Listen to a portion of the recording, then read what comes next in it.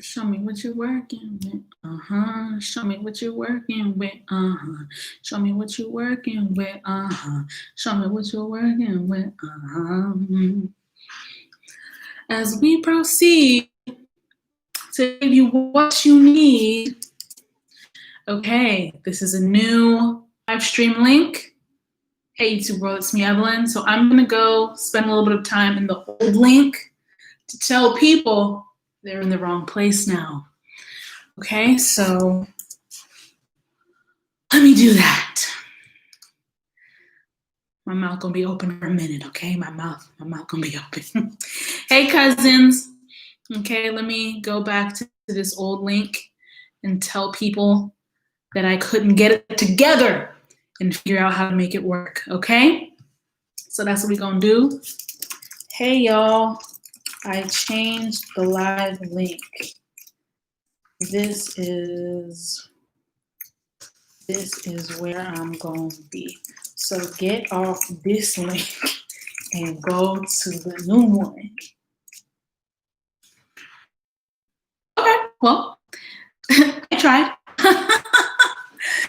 I tried. Okay. Hello, everyone. Wow. Have I been wearing this shirt for days? Yes.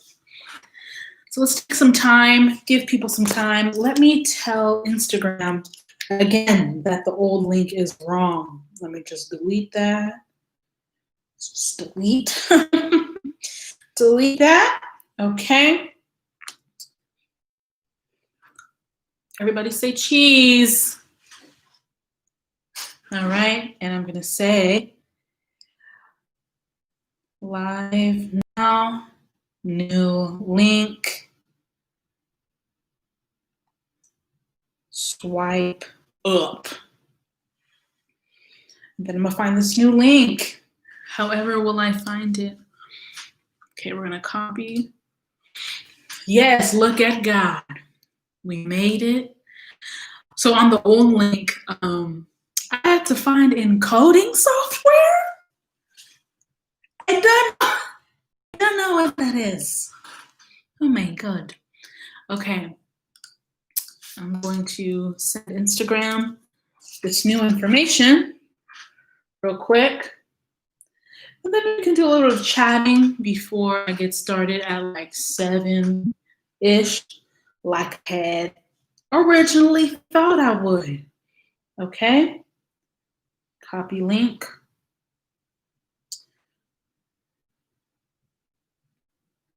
Okay. Swipe up. Also, y'all, I have approximately 3 fruit flies in my office. So if you catch me doing that, I can't fight clearly. If you catch me doing that, that's what that is. Okay? Boop. Let's see the preview. It's gonna be my face, which I'm not prepared for. Let's press play. Oh, meta. I don't like. Okay, we're gonna post this on Instagram stories, live now, new link, swipe up, and then we're gonna add YouTube. We're gonna add that.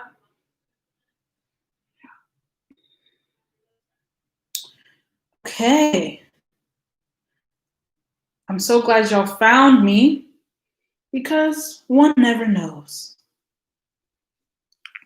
Boom. All right, we're done letting the people know. I'm only gonna tell people a couple times, you know what I'm saying? Okay, let's read these comments, these chats.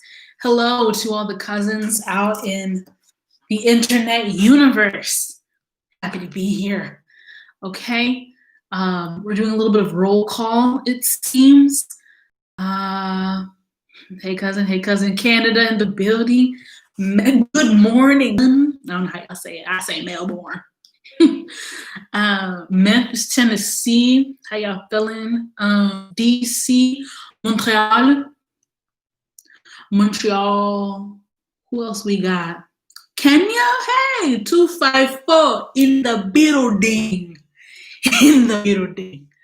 Okay, 254 in the building. Hey. More Memphis.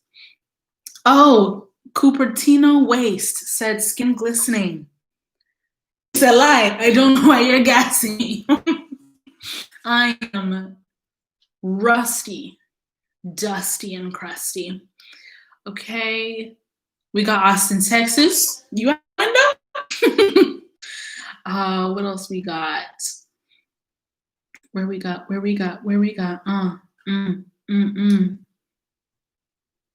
Yes, my non-traditional life. I figured that out about OBS about 10 minutes ago. Don't have the time to figure that out. So I said, let's do straight to webcam. Okay. Do I have eye boogies? Oh my gosh. Crust to the max. Okay. Someone said, what up to Baby Blow in spirit? Amen. He is alive. And in Houston, Texas. I got a question on Instagram once where I was like asking for questions. And it was like, the question was, where's Baby Blow? I was like, at his house. He don't live here. He don't live here. Okay. Y'all better leave my pinkies alone, okay? Because when I die, when I'm dead and gone, you're going to be mad you was mean to me. Just kidding.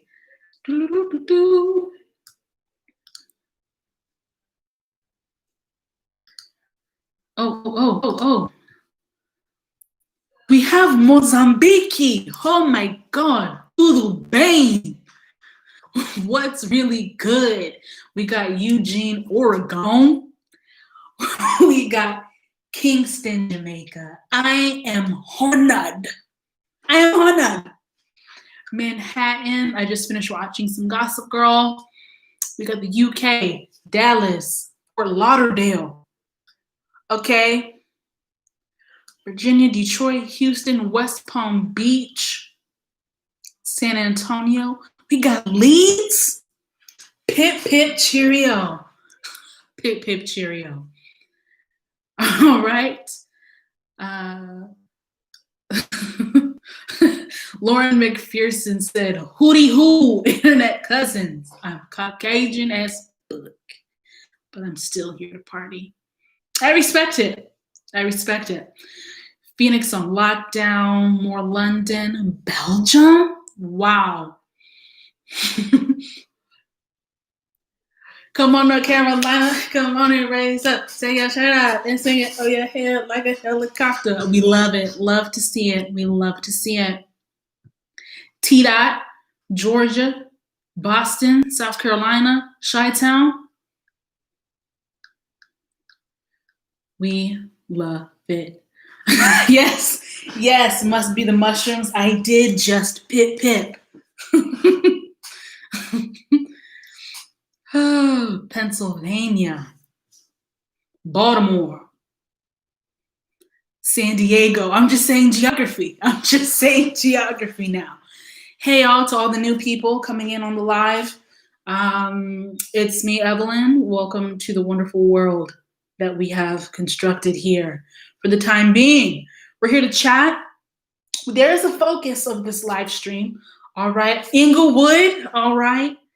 Ottawa. This is why I don't do live streams, because I can't focus. The chat's here. Y'all are here. Yes. Apparently we got internet cousins in Belgium.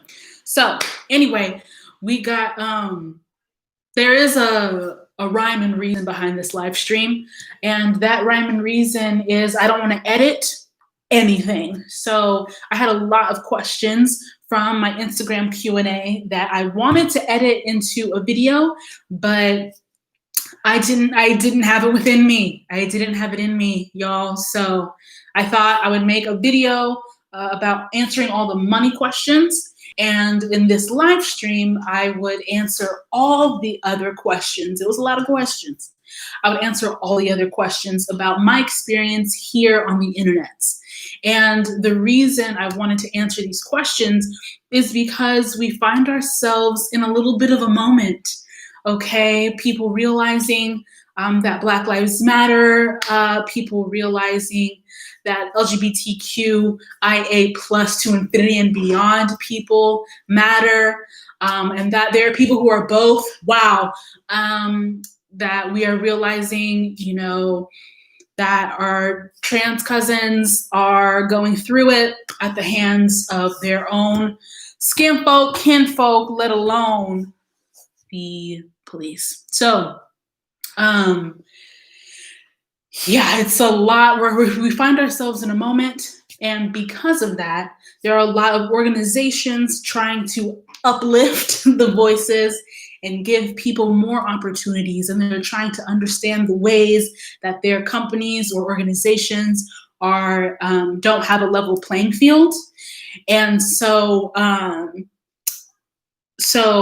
in an effort to be transparent about this playing field, which is YouTube, that's what I really know. I wanted to allow people to ask me questions so that I can talk about some of the difficult stuff about putting your face on the internet, and in the midst of even YouTube coming out and saying they want to dedicate funds, they want to like do their part.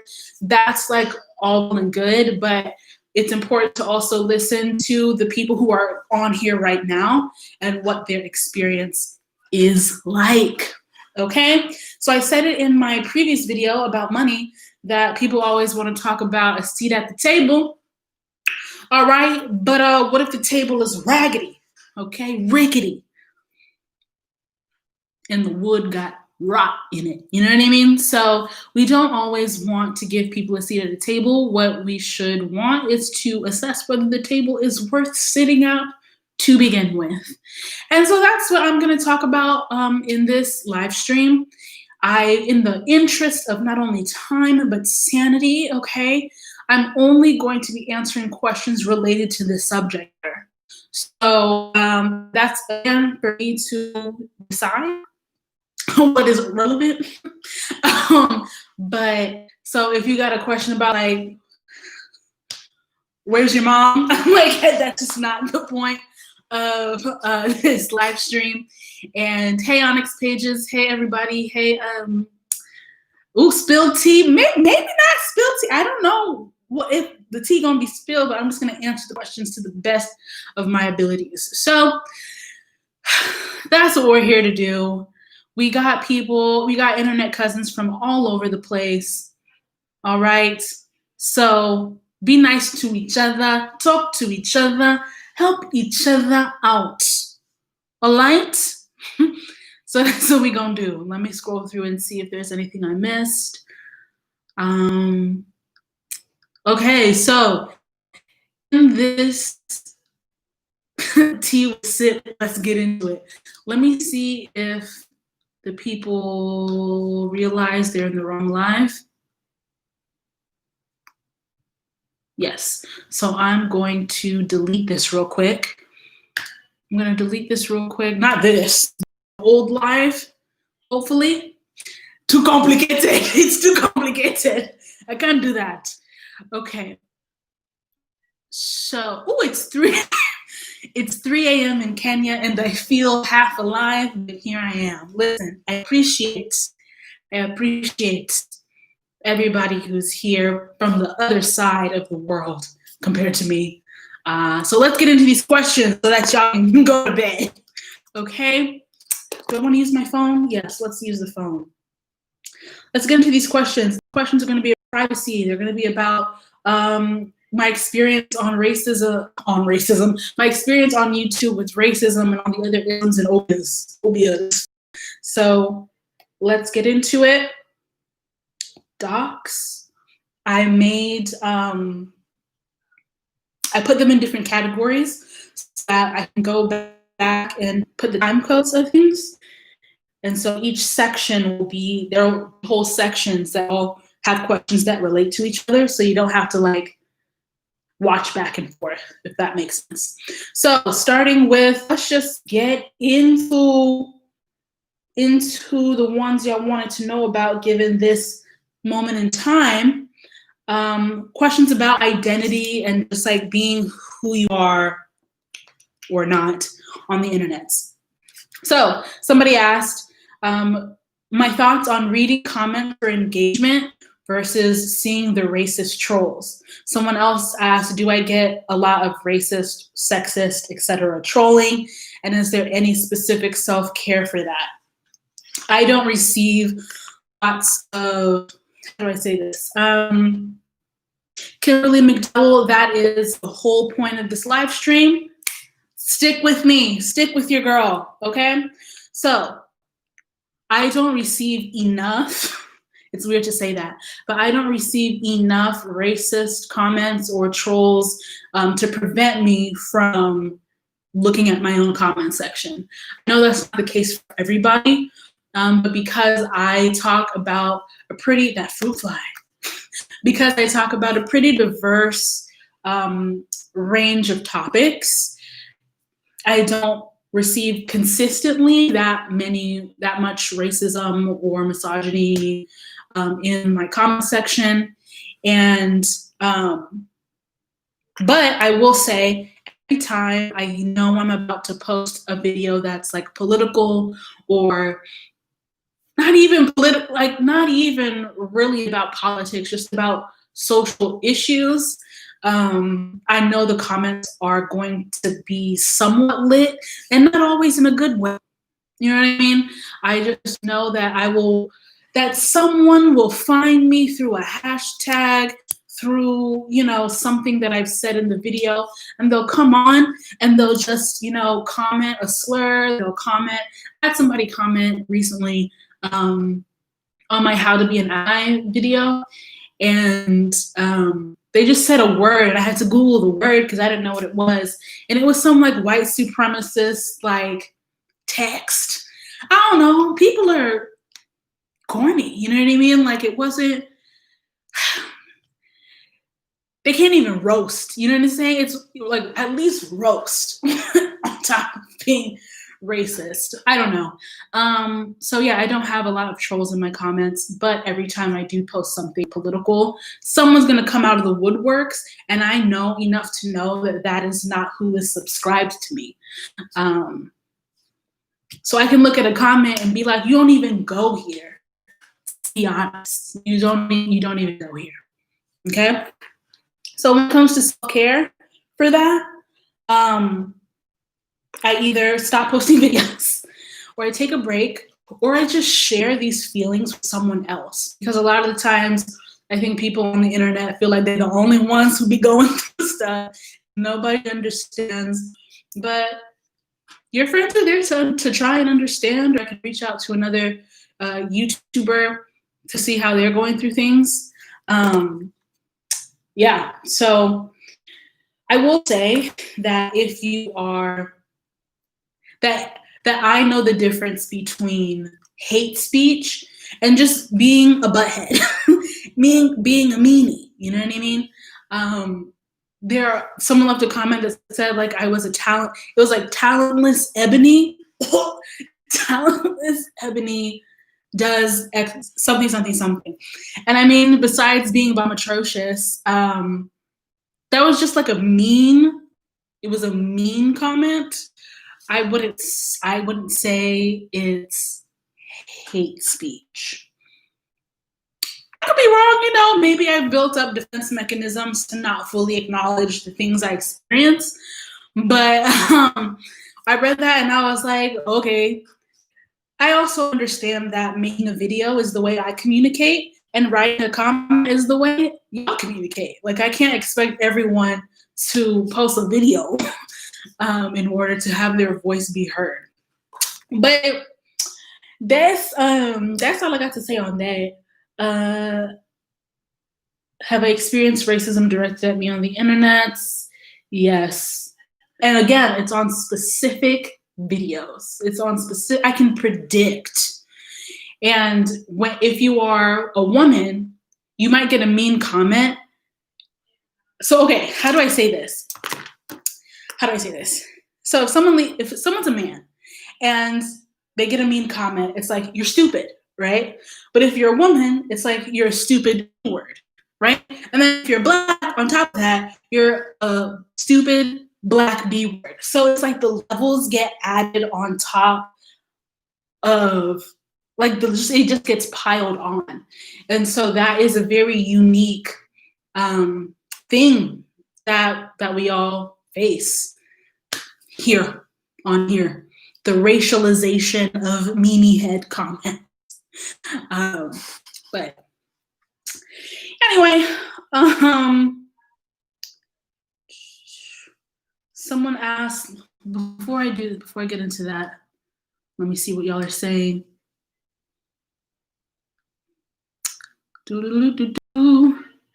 Intersectional, yeah. Yeah. Yes, Austin Jackson, we know when someone is not aligned with my brand / message. I can see them. I can see them a mile away. You know, and that's just different than someone who just happens to have a different perspective than me. I don't assume everyone is going to agree with me all about everything. But there's just a difference between I don't agree with you and talentless Ebony.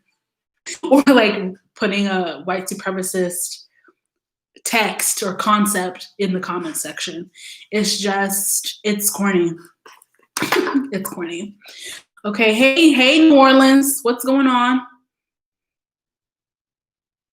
Okay, so Phyllis OG, that is actually my next question because someone asked, and I don't know if it was you on Instagram, what are your thoughts on YouTube Black? So I talked about all the issues that can come along with being Black and exposing yourself on the internet and making yourself visible.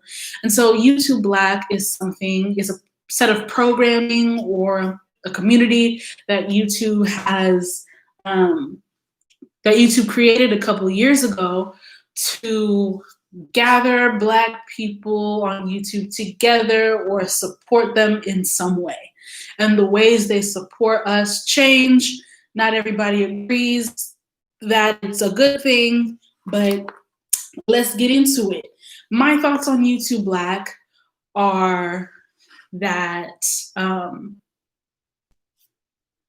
Carell, I agree with you. Also, just rebound, but you can always try. So I think YouTube Black for me has been more good than bad, but it does have issues and its limitations. I think that's important to know. It has its limitations. For me, living in Austin, Texas, I don't know many people besides Elise. Right now, I don't have anyone that I can physically hang out with when it's not COVID that does what I do. I have no one. And so YouTube Black has helped me connect with people and see them in real life when I wouldn't otherwise have had a chance to do that because I don't live in LA, I don't live in New York, I don't live, in all these entertainment hubs. Atlanta even, I don't live in all these entertainment hubs. So YouTube Black has helped me just feel like I'm part of something, like I'm not just like swirling around on the internet as like in a vacuum or by myself, that I'm not a weirdo, that there are many people, successful people. Every time I've been to YouTube Black twice, like the YouTube Black physical event twice, and every time I meet someone that I've never heard before in my life and who has millions of subscribers. Just like, wow. So that's that. Sorry, I'm like, Halise isn't close by. Oh, Gabriella Joy, she lives in San Antonio. So she's the only person, like, as opposed to LA where like you thought chances are high that you can meet someone who does YouTube. Here it's just not like that.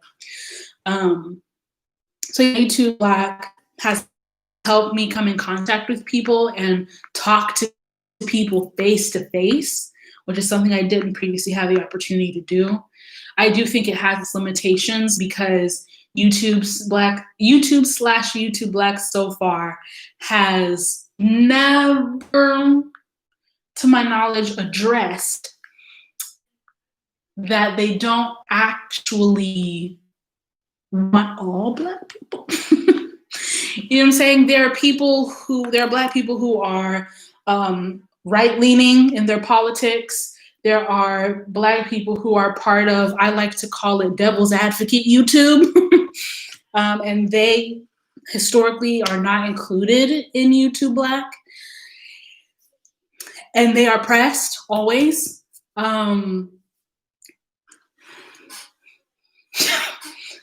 That is an issue. That is a thing. It's a thing. I don't know what I feel about that thing, but it's a thing. And that's for YouTube to figure out. It's a my pay grade, to be quite honest. Liz Walker wants to know, how did I get invited to YouTube Black? I think I'm recommended by someone, so I have no idea how I got invited. It's not an open event. And again, the limitation is that it's not like every single person who is Black on YouTube is invited to YouTube Black. There are times where I didn't go and I've been existed. There are people who just haven't been there. So that's a limitation of it. It's like you want to create community, but how do you do that without leaving anyone out who should be left out, if there's anyone who I don't know. But yes, it's an issue. But YouTube Black is interesting. And we recently hopped on a call. Like YouTube Black reached out to some of us who I don't know, but they reached out to some of us, and we had, I think, 2 calls just talking about like racism, talking about the comment section, talking about the tools, talking about the algorithm. You know what I'm saying? My girl Amber's Closet was there, always like speak up like you always do, you know, and you know, she better than me. I just be like fade into the background. I'm that GIF that's like fades. But she just seems to have so much energy. You know what I mean? But let's see. So no Black pot stirs on YouTube Black. Not that I'm aware of. Not that I'm aware of. There's a couple of people I watch. I'm gonna leave you to discover them on your own.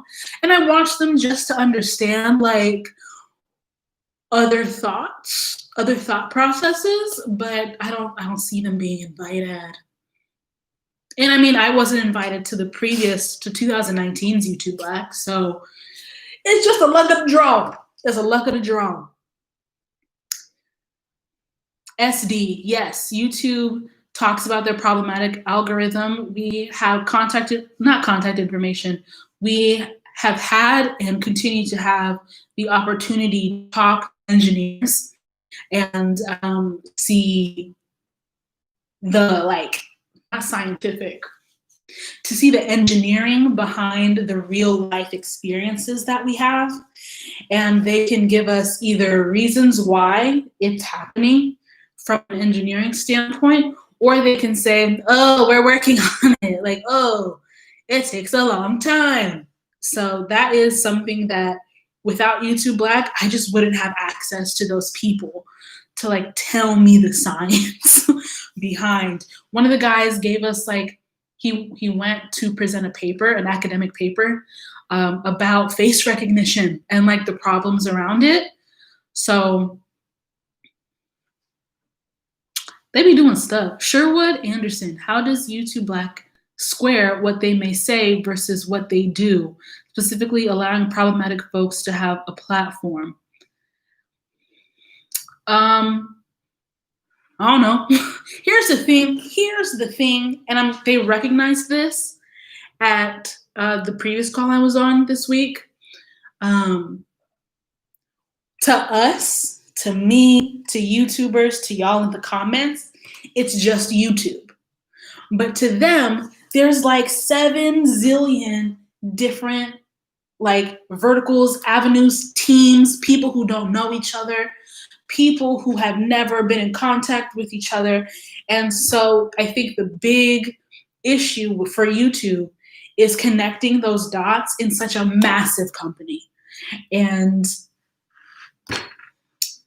about money, what that means. And so for us, it just seems like YouTube needs to get it together. But to them, like one section of YouTube asking this section of YouTube going to this, it's a lie. And ultimately, it's up to us to decide whether we're going to stay or not. And when it comes to allowing problematic folks to have a platform, that is the number one issue. It's the number one thing that everyone always circles back to. Like, it's all well and good to talk about engineering this, algorithm that, but here are a list of people who have violated terms of service, terms of use, whatever it's called. So why are they still on YouTube.com? And for the most part, we just get, we'll look into it. I don't know. Let's see. Oh gosh, so much stuff. Is Devin D wants to know, oh, hey, Tundex. Hey, cuz. It's been a minute. Okay. This is going to be the longest live in human history. I'm not even through any of the questions. I'm losing the questions. Hold on. Rinsler said it's because they are bringing clicks and money. But it's like, make it make sense, because so I don't watch any of these people, right? So I don't actually know that they're getting AdSense. I can say that these accounts are bringing YouTube money because once you go to watch the video, you're more likely to stay on YouTube. But I don't know that the videos in question or the YouTubers in question actually receive AdSense. That's not a thing that I know. So we have to remember, just because someone posted a video doesn't mean they're receiving money directly from YouTube or Google for that video. But Devin D, what was your question? How am I supposed to see the question? I'm one girl. Okay. Oh, okay. Is there something about YouTube that we don't know as Black consumers that is causing for so many of our favorite creators like Trey Melvin and others to leave? First of all, prayers, vibes, positive things, thoughts go up for Trey Melvin. He was in a car accident and his best friend did not make it. So that has to be said. I think with YouTube and social media in general, it's an issue of ownership. And so we realize that we have built these platforms, created these communities, and at the end of the day, we don't own any of it. YouTube can disappear. Instagram can disappear my page. Like, it doesn't, there's nowhere. Whenever we get on these social media platforms and you accept the terms of service, in the terms of service says that they can disappear your stuff whenever they want. So I think that's why people are leaving, because they're like, what's the point of building something that you don't own? In the case of Trey Melvin and other people, what's the point of building something if you can't monetize it because of issues surrounding advertising and talking about things that aren't advertiser friendly and and things like that? So it's an issue of privacy. Sorry, I'm reading at the same time. It's an issue of privacy. Nick E. Nicole, yes, they are also a private company. I think a lot of us treat companies as if it's like a government, as if there's some, they have to, or there's some, they don't have to do nothing.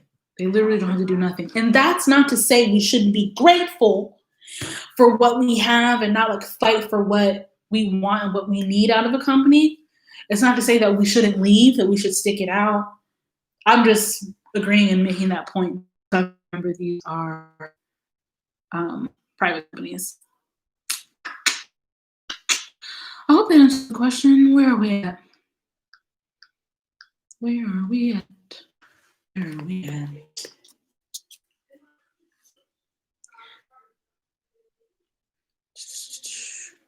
I've also been interesting.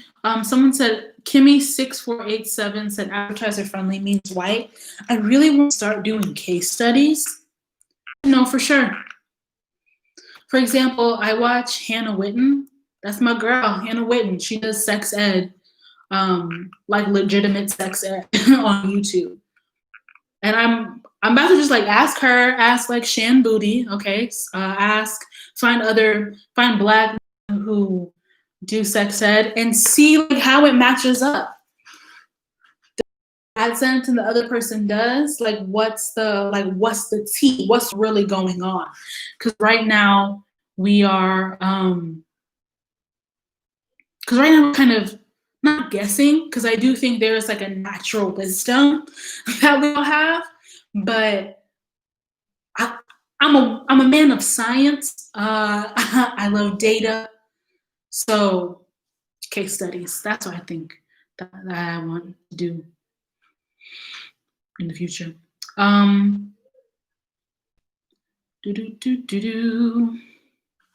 Okay, let's keep this moving, so that I can do that.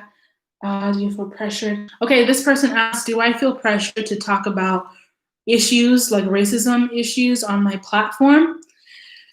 I wouldn't say pressured. That's strong. I would say I feel a responsibility. I feel that I will be held to a standard that I'm not always sure that I agreed to, but that never really seems to matter anyway. So I won't say pressured. Nobody's like, you better talk about racism online. Nobody's saying that, but I feel like I am held to a standard to talk about important stuff in general. And I say important because that's kind of like a format that people, because there are lots of things that are important. There are some that people value more than others. So Liz Shoemaker said that still sounds like pressure to me. Maybe I'm trying to cope. Who knows? But yeah, I feel pressure to talk about identity in general. It could be gender, sexuality, race, immigrant stuff. Girl, y'all, there's kids in cages. There are kids in cages. It's insane. Global stuff, you know what I'm saying? Lord, they testing COVID vaccines in South Africa. I don't know what to do. I don't know what to say. So, yeah, so like SD said, smack your lip is important too. Yeah, so it's like me just talking about food is important, but I feel like it's not placed to the same level of respect as a like editorial takedown of racism in the food industry. You know what I mean? So yeah, fruit fly. If YouTube, Phyllis OG said, if YouTube removed their ads, how many YouTubers would stay and still use the platform? So many of them say they do it for fun and not the money. That's a good question. I will say this: YouTube was the first and so far only Facebook creator recently started paying people. So YouTube has attempted to pay people since the beginning. And I think that's something we forget about. So if YouTube removed all the ads, I mean, nobody's making hella money off Google AdSense anyway. Some people are making lots of money, but it's not in comparison to the other things they're doing. It's just, it doesn't compare. Evelyn, can you turn off the audio on one of your nearby devices? Turn off the audio? Oh no, this is the only device I got. It ain't no audio. It ain't no audio, Lord. Oh no. Oh no. Did that help? okay. Oh, this is a great question.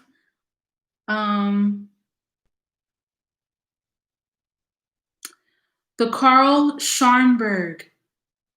Yes, we're getting to that. Right now we're on issues of racism and being on the internet. I'm not stressed, Marie. I'm not stressed. Okay, so this person asked, how does it feel having white people in your community? Is it weird sharing your stories? It's not weird. There are some things, sometimes when I make jokes, like I can understand when things are funny and they have nothing to do with me, you know? And so I always wonder, for white people, what is it that's funny? Especially if it's something that's specifically Black or specifically immigrant or specifically African. SD, his name's Tim. Hello, Tim. Tim is the name of my FBI agent. So yeah, I always just wonder what is funny for specific moments like that. For everything else, funny is funny. Like, you can find whatever you want funny. I just always want to make sure there isn't like a Dave Chappelle moment happening where I'm not sure if people are laughing at the funny African accent or with the funny African accent.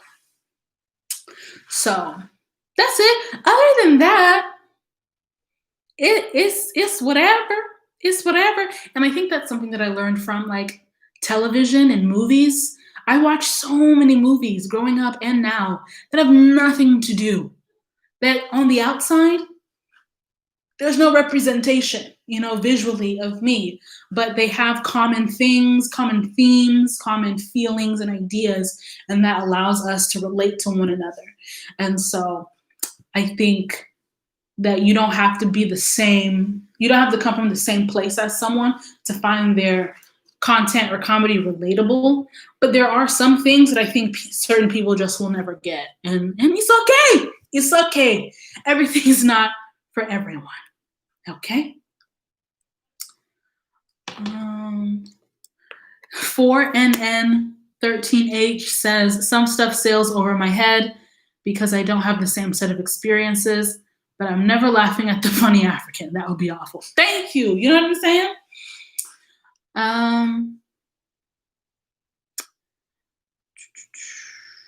Yes, I love Superman and I'm a Black woman. You know what I'm saying? Imagine being 12 watching Sex in the City. It doesn't relate. But, growing up with my mom back in the day, I would watch Three's Company. What does that have to do? But it was funny. It was shenanigans, and I love me a good shenanigan. Okay.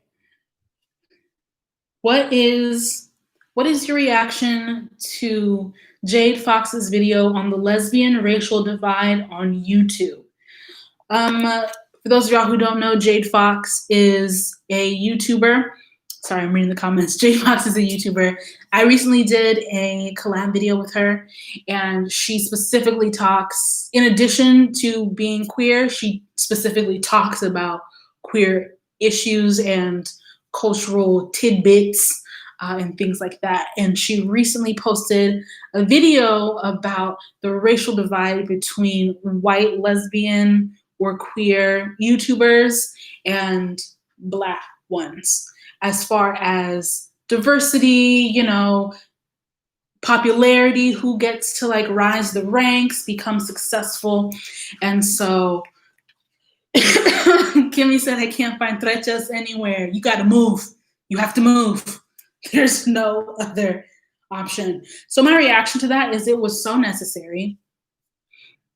And I loved how it was framed as a call to action and kind of not forcing, because again, no one's forcing anybody, but calling white YouTubers to make a response video. And not just like leave a comment. Don't just ask your Instagram followers, hey, can you suggest any Black YouTubers that I can check out? We're tired of being checked out. We want to be successful. Okay. We want to just have the same opportunities, or the opportunity for the same opportunities as everybody else. And so I thought it was a great video. I thought it was so needed. I think it also speaks to issues of the algorithm that we was talking about, of like who gets in that little recommended section, because it can't be keywords, because both of these groups of people have a very big thing in common. You know what I mean? So it can't be keywords. Why? What are the things that are making it so that someone can go their whole YouTube life never being suggested a Black queer YouTuber or a Black person who's specifically talking about queer issues? What is going on there? You know what I mean? So yeah, sorry, got distracted by the comments. So I thought it was a great video. I think that, what do I think? I lost my train of thought. It's completely gone.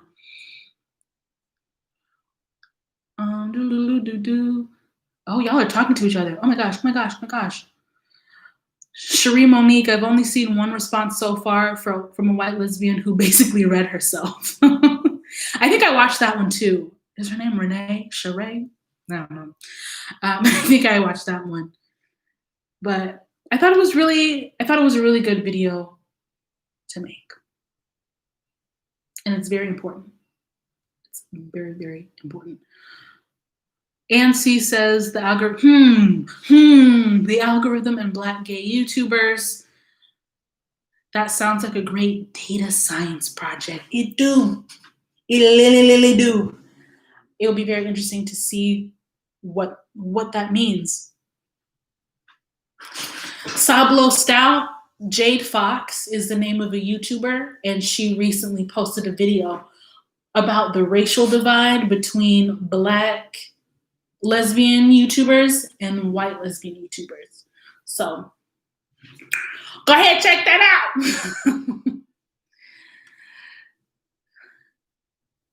Shadow ban, that's what's going on, girl. I bet. Wouldn't put it past them. Okay. Focus. Anything else? Oh, that's what I want to say. I got it back. So, talking about the algorithm, and so that reminded me of when Quinta was at BuzzFeed. I remember there was an article written about her for some magazine, don't remember. And she wrote that during her time at BuzzFeed, she made it her personal mission to make BuzzFeed's equation choose her face as the best thumbnail for the video. And so that just goes to show there's machine learning. So there are these machines that are like in charge of what we see and how often we see it, and when we see it and how we see it. But these machines are created by people, right? So they are imperfect. They have their issues. And so I thought that piece of information from Quinta was so telling, because time and time again, the equation or the thumbnail picker would say maybe a white face had more chances of receiving more clicks. And so she made it her mission for her face to be selected as a 1. And that was through her own hard work and like being funny and making her be the reason you want to watch the video in the first place. So yeah, that's what I wanted to mention. Let's see. When will Foxy be back? She just posted like two videos. Okay, let's see.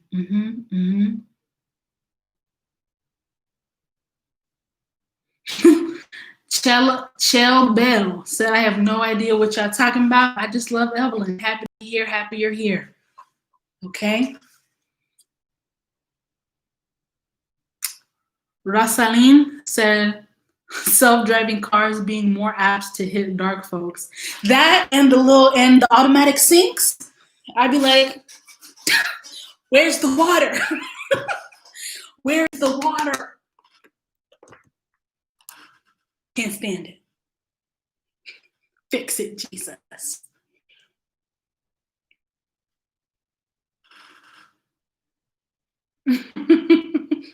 Okay, let's get back to the question. So those are all the questions from identity. When it comes to identity, I think. It's a hot take, but I'm not gonna answer questions about equipment because it's a Google. It's a Google. It's a swift Google. Let's go to privacy. Okay, let's go to the questions that have to deal with privacy. This person asks, oh, we're about an hour into the live stream, by the way. Hey, YouTube world, it's me, Evelyn. You are now tuned into my live stream where I am answering questions that people ask me on Instagram, and I'm kind of bouncing back and forth between prioritizing these questions and then talking to y'all in the chat. Okay, so we are talking about my experience here on YouTube, and if it's a question that's outside the realm of that, I will leave you on red. So, yeah, let me take a sip of my water.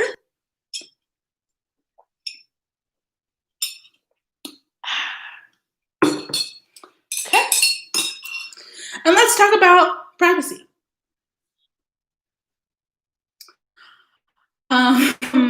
Someone asked, how do I maintain privacy and protect my mental health? I maintain my privacy and protect my mental health by disappearing. I don't have to. What was a joke? Oh no. I disappear. I don't post videos when I don't feel like it. This fly. I also do things like back when it wasn't COVID, I would rarely post where I was while I was there. That's just a safety precaution. I think everyone should do that because you just don't be knowing who out in the world. Okay, so I do that. And I might break this rule now, but I don't even talk about what I won't talk about. I do it. I do it. I don't announce that I'm doing it or not doing it. Yes, popcorn, this is going to be saved. Yes, it's going to be saved. If I don't mess it up. Yes, y'all not seeing my vacation till I'm back home. A mood.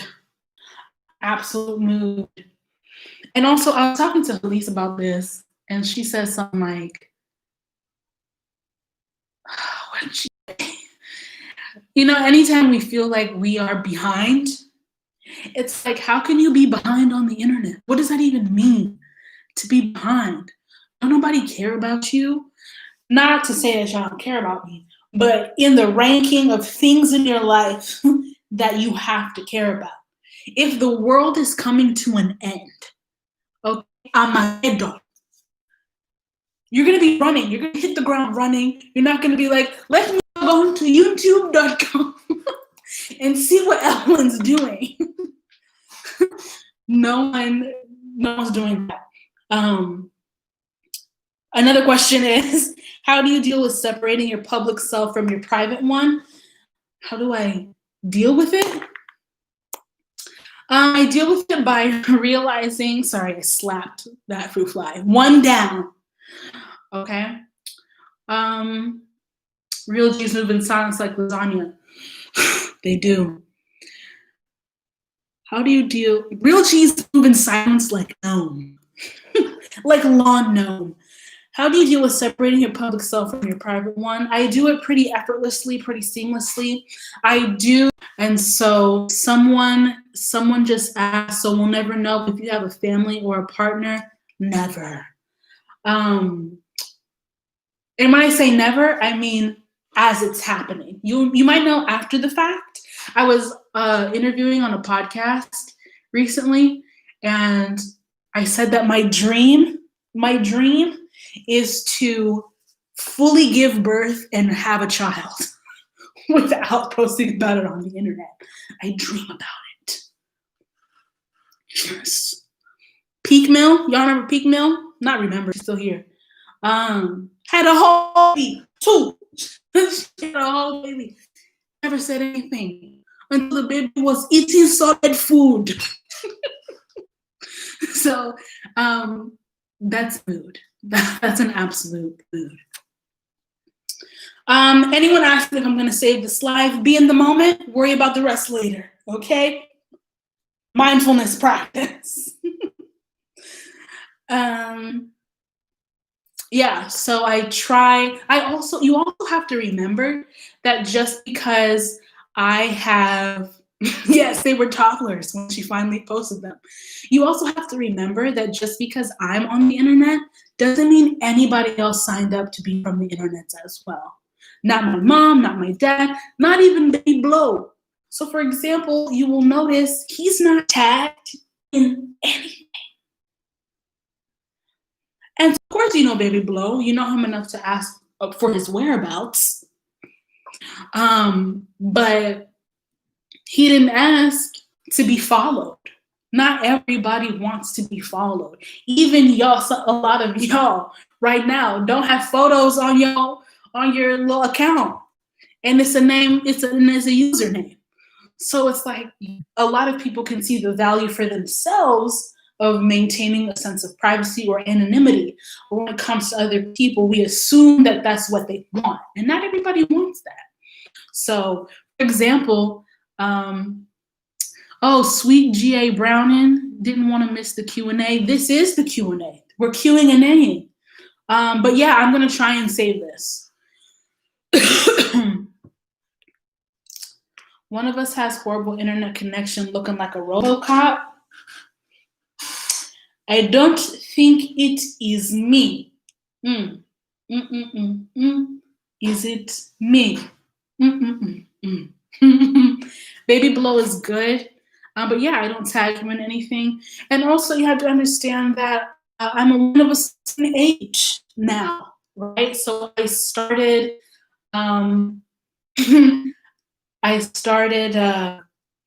YouTube when I was like 18, 19. And now those same people I was hanging out with when I was 18, 19 are somebody's high school teacher teaching trigonometry somewhere. I can't just be putting them on YouTube during Sunday brunch and they're somebody's teacher. It's somebody's mom now. People is moms. And so I have to use a little more discernment. Also with who I hang out with, people are married. You don't want to be out here, have people speculate. Never. Oh my God. Never. It will never be me. I remember one time somebody's boyfriend was in my video and all the comments was like, we see a spark. Between who? Who and who? Me and who? And left it alone. Leave it alone. Leave it alone. So that's another reason why I don't share much of that's why I keep some things private and some things not private. I also don't talk about things like religion. I know some of y'all, what's the word? Guess or infer. Yeah, some of y'all can infer. Yeah, Johnny in retrograde, folks was wildin'. folks can infer that I have a religious background, specifically Christianity, but I don't talk about that on my channel just because, to be honest, I don't want the aunties in my comments. I know that that's not what I'm particularly here for. So, Pamela Cuevas, what if we want to relate to you more? This is what you got. It's a lot. I've given a lot to relate to. So I just don't buy that you need more.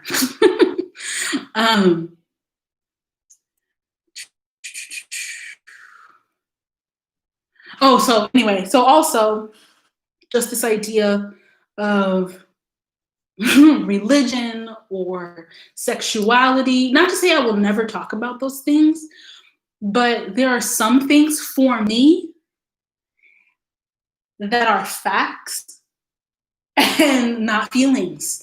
And when you post and when you share things that you think or things that you or ways that you move through the world, folks thinks it's an open discussion. And it's not an open discussion. And so instead of spending my time constantly trying to remind people, I'd rather not give anybody the chance to do that. I don't know if that makes sense. Because it's the most visible. And so even with Black stuff, folks be arguing like it's up for discussion. I cannot discuss this away. You know what I mean? I wouldn't want to. Who I am is not up for discussion. So that's what I think about that.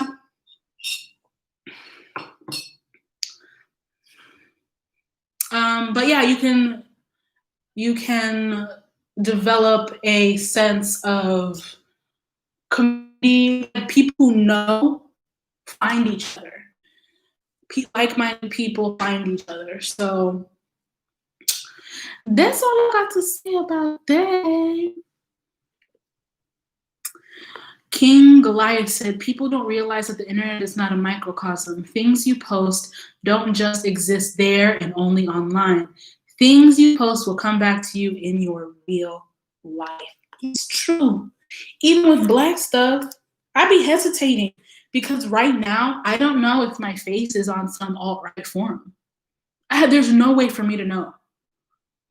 I don't know if right in this very moment, someone has my address. I just don't know. And so it's like, I've said no to not so many, let me not gas myself.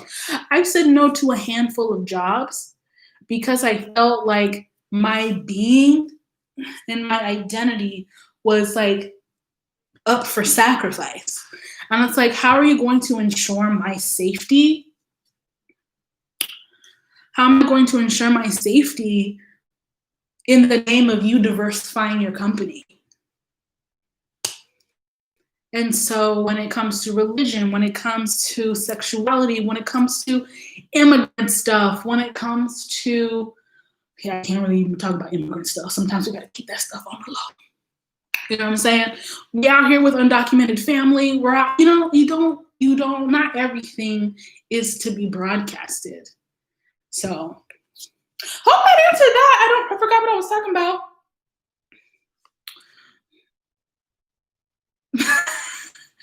Kimmy said, you made it when they use your face for synthetic wigs. It's true. It's true. On some Alibaba. Okay. Wigs.lacefront.com. Let me scroll through this.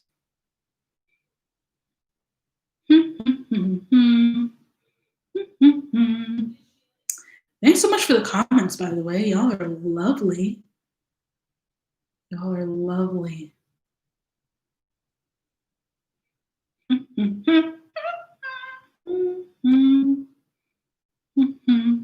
Yeah, the aunties. I'm not trying to have scripture verses in my comment section. You know?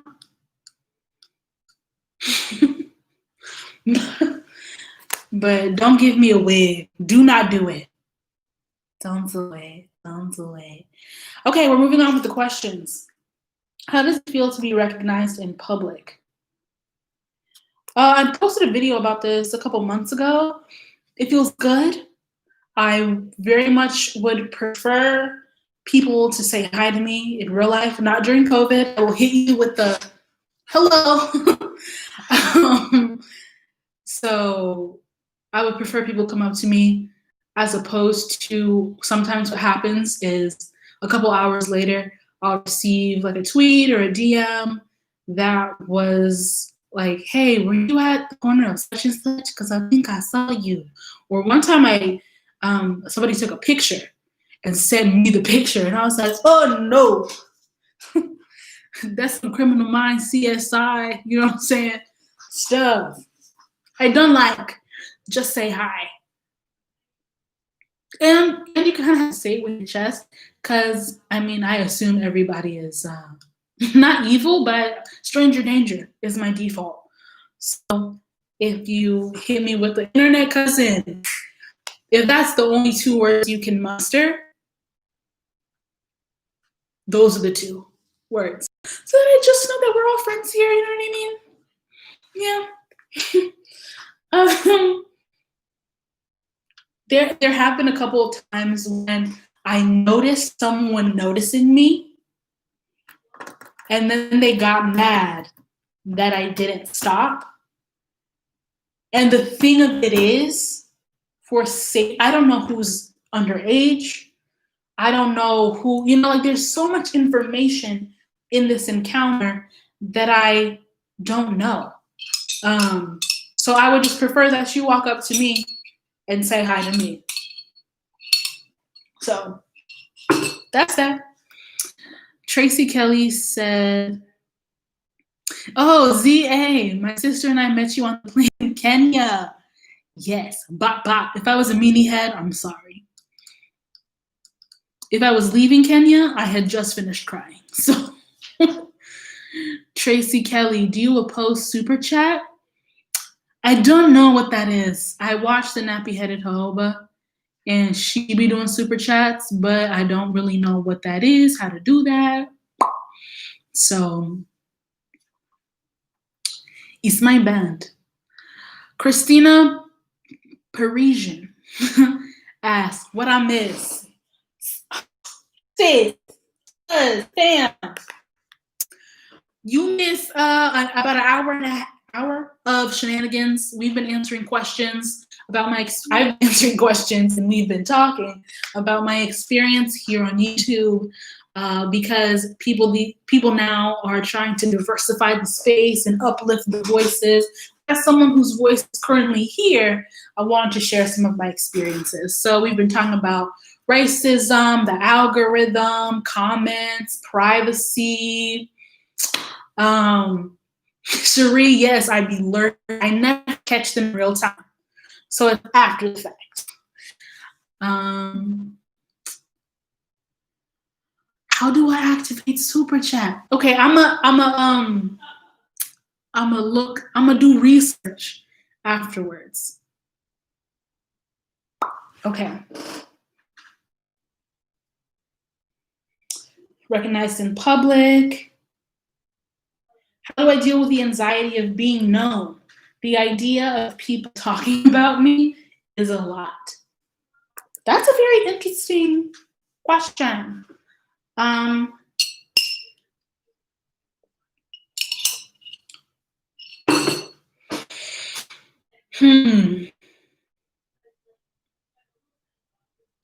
There is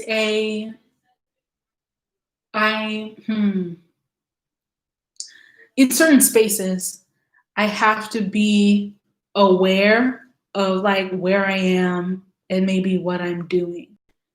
That's the only thing that's like, dang, I wish I didn't have to care. You know what I'm saying? I wish I could just walk through the world and be raggedy. You know what I mean? But you can't always be raggedy. So how do I deal with that? I just dream. Y'all not gonna like this. You're not gonna like this, but a while ago, maybe like 2 weeks ago, I privated my videos from 2009 until about 2012. So that's how I deal with it. It was during all the protests. It was during my email and DMs being full of people wanting me to hop on and talk about this, talk about that. And I was feeling like I didn't have any agency. I was feeling like I'm just here to educate people and I'm not here to live and blah, blah, blah. So then I just I just privated a bunch of stuff.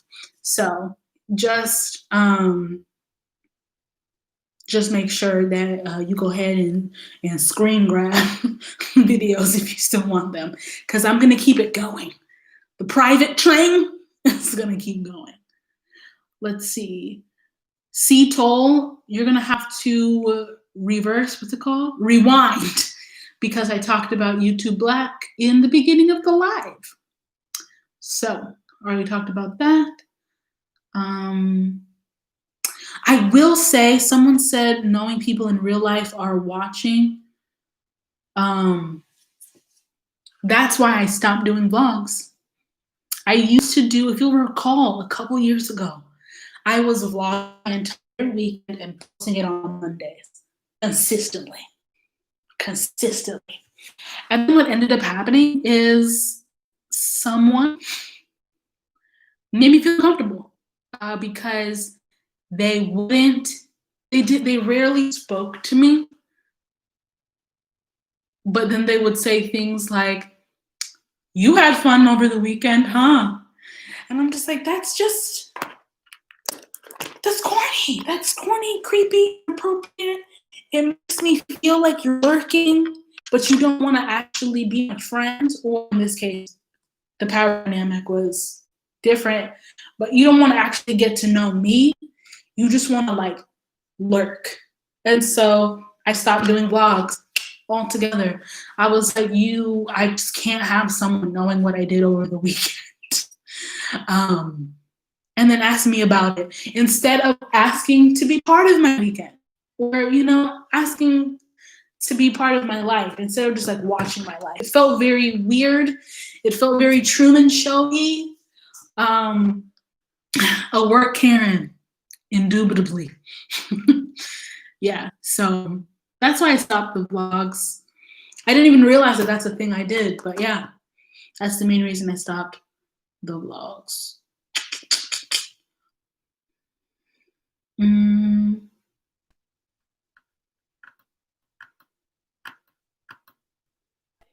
King Goliath said, "I'm Palestinian, and honestly, it's stifling for me to talk about Palestinian issues." And it's like, and then you won't have the chance to talk about the things you're good at, just like who you are. A good example of that, and I've said this to YouTube, Black people, that like, what if we could just, how do I phrase it?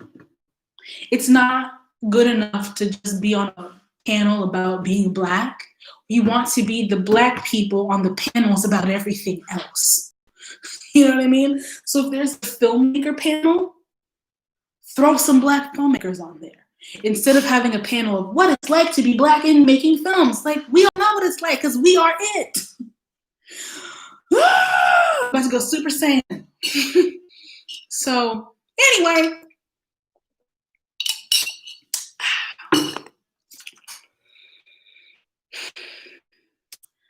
all right. Also, my dad discovers my YouTube channel every 3 years, and he's always like, "Remember, your little cousins are watching." And he's been saying that for years. Those little cousins are in college. Please leave me. So I do oftentimes want to like disappear, live a life of quiet luxury. You know those people, and they're in every, I don't know where y'all live, but in every town, city, it's very prevalent here in Austin. The rich people here aren't flashy. The people who, when I say wealthy, I'm talking old money because it's Texas and new money because it's technology. The people who are wealthy do not look it. And so I've always looked at like their boats and their things, and I'm like, wow, what is it like to be rich and no one knows who you are? It literally doesn't matter. What is it like?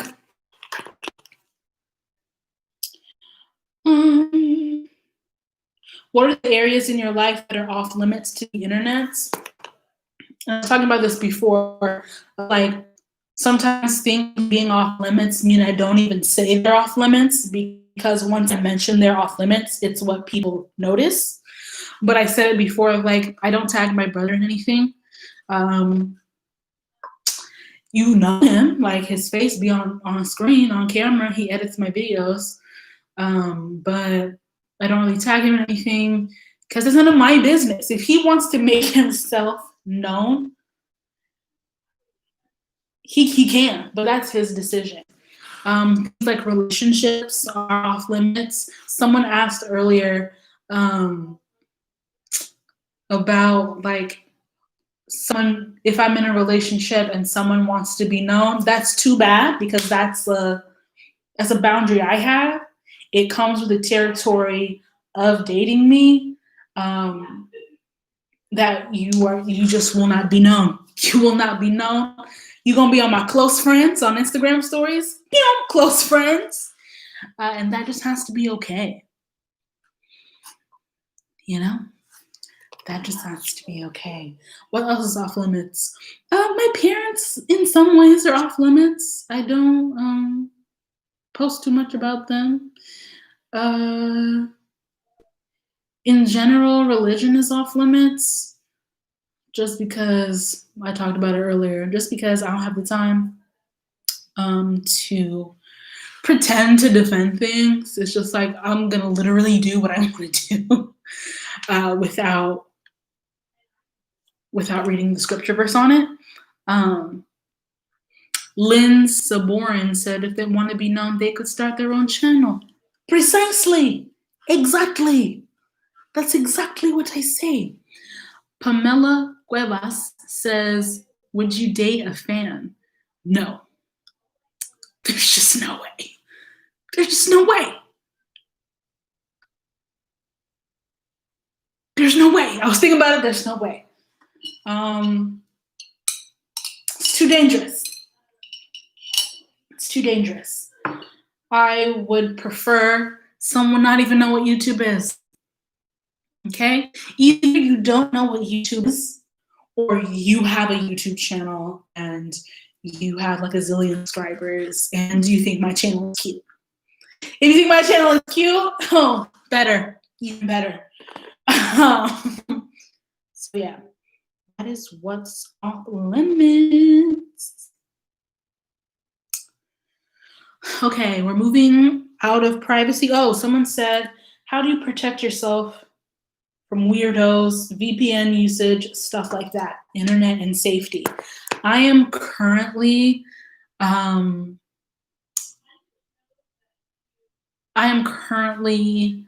trying to do the research on just like my internet footprint. My internet footprint right now is rowdy. Just boom, boom, boom, boom, boom, boom, boom, boom. Cookies, boom, boom, boom, boom, boom, boom. Because one of my biggest fears is getting doxxed. And so for those of you who don't know, getting doxxed means someone has posted your address or personal information for the sake of someone finding you. And so that's a big fear of mine, you know what I'm saying? So I'm trying to find ways to protect myself against that. Cupertino Ways said, gotta lock everything on an Ubi key, fam. Listen, teach me your ways.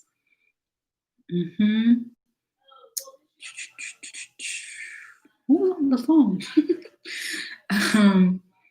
What else? Yeah, so I'm working on that. That's something that Lee said, that's some true crime shit. That's everyday shit, to be honest. It happens more than you know. More than you know. Recently, was it frick? Was it the mayor of St. Louis? The mayor, a mayor somewhere, doxed her constituents, the people who called for the defunding of the police, citizens who called for the defunding of the police. She read their addresses on the Zoom on the Zoom thing. I can't even. I hate it here. Where do we live? Even though that information is public, you have to search for it. So the fact that she said it live, that's a crime against humanity. Can't tell me otherwise. Can't tell me otherwise. Yes, St. Louis. I hate it here. So that is something that I'm thinking about. Kimmy said, I'm moving under the sea. Take me with you. Yeah.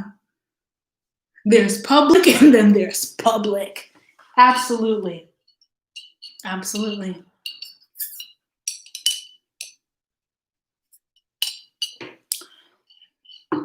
Okay. So we're moving out of privacy into questions of creativity. Okay. So welcome. We're about almost an hour and a half into this live stream. I am sharing my experiences here on the YouTube internets and the internet at large. That's specifically what I'm going to be talking about. I'm answering questions from Instagram and also talking with y'all in the live chat. If you are asking a question that has nothing to do with that, I'm going to leave you on red, and maybe we'll get to it at a later time. You can tag me as many times as you want, but if it doesn't have to do with what we're talking about right now, I'm going to have to skip it. What's in my cup? H2O. H2O.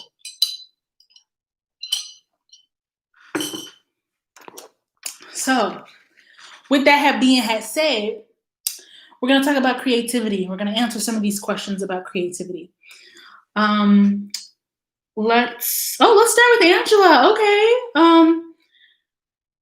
How do you stay creative when there is so much information overload?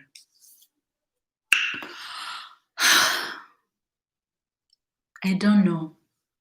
I think creativity, I'm going to tell you to look for something. Start from ground zero. Start from ground zero podcast. Google it. That's the homie Nate. He, my internet cousin, psych, my East African cousin. And I did a podcast, a Zoom little situation, and I talked about creativity. And so how I deal with everything being said before is that I understand that that's okay. Everything you did has already been done. Lauryn Hill said that. Somebody said that before. The Bible said that even before. So, sorry, distracted. So how I deal with it is just I do things that excite me, or I take the L. Y'all don't even know how many L's I be taking. Y'all, I have made over 600 videos. I like about 10.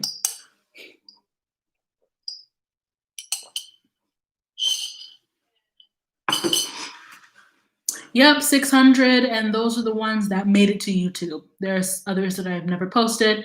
And even like right now, if you look at my channel, it's less than 600 because things have been deleted, things have been privated, things are unlisted. But in terms of what YouTube has access to on their back end, it's 600. But I like not that many of them. But that hasn't stopped me. And if it hasn't stopped me, why should it stop you? Okay? So, yeah, how do you never run out of ideas for content, things I want to talk about? If you go to that Start from Ground Zero podcast, I talk about my ideas about creativity and how I don't know if it's the world society or if it's American society and culture, but we have a very output focused culture instead of an input focused culture. And so, for example, there's so many people who want to write books, but if you've ever met someone who's written a book who doesn't read, it's suspect. Because what's important is their input, that they consume these things. And maybe once every decade they'll write a book, but they're readers. You know what I'm saying? They're readers. Same with people who want to make movies.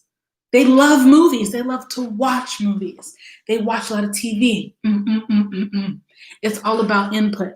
So I would say just keep in mind that output isn't everything.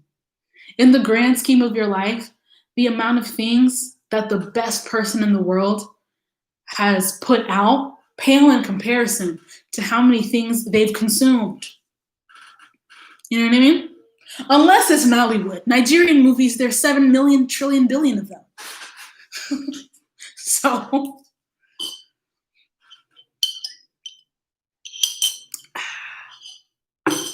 yeah, so if you have questions about creativity, I have a couple videos that I posted recently about procrastination, about creativity, about being bored, about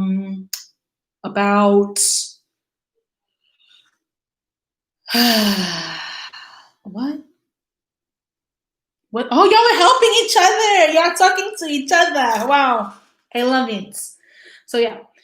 How do you know what content to make? Everything feels said or done before. I make what I want to see. Oh, Ground Zero podcast. Yes. What was the question? How do you know what content to make? I just make what I want to see. Because for me, I make things to see if I can, not because I care necessarily what you think about them.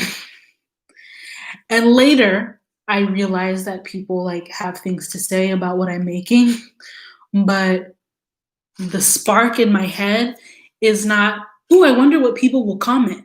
It's, oh, I wonder if I can even make that.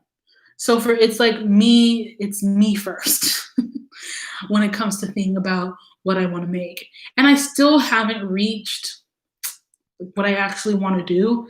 And a lot of that is because of the limitations around my interests. Like I'm not interested in being like a cinematographer or like learning which lens does what. If someone could walk in here every day with cameras rolling and then I do my thing, oh, it's a dream. It's a dream. So yeah, don't know if that made sense. GJ56 says, what types of videos do you want to see? Do you want to see that you don't want to make necessarily? That's a good question. That I want to see.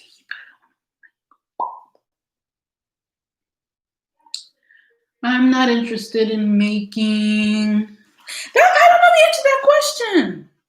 I'm gonna write that down. My problem is I want to give everything a try. Here, this is what I will say. I don't want to make as much straight to camera stuff. I want to make skits, sketches, short films, things like that. The issue is who gonna shoot it? Who gonna do all that? It just feels like so much work. And it's easier for me to hop on and be like, here's something that I learned in my life, as opposed to like taking the time, because it takes time to like write the script and find someone to shoot it. Now it's COVID, so who can shoot anything ever really? You know, Baby Blow will, but he got his own plans, his own dreams. It's not a guarantee. So yeah, people often don't think of Issa Rae as a YouTuber, and it's because she didn't say, "Hi, everybody, welcome to my YouTube channel." YouTube was just a place for her to put like her work. People don't think of Donald Glover as a YouTuber, but in 2007, 2006, 2007, his stuff was on YouTube. He just wasn't like, here's a vlog. It wasn't a vlog. So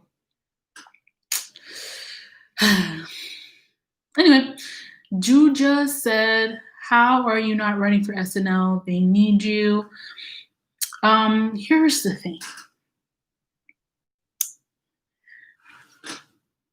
You get into a writer's room or acting or whatever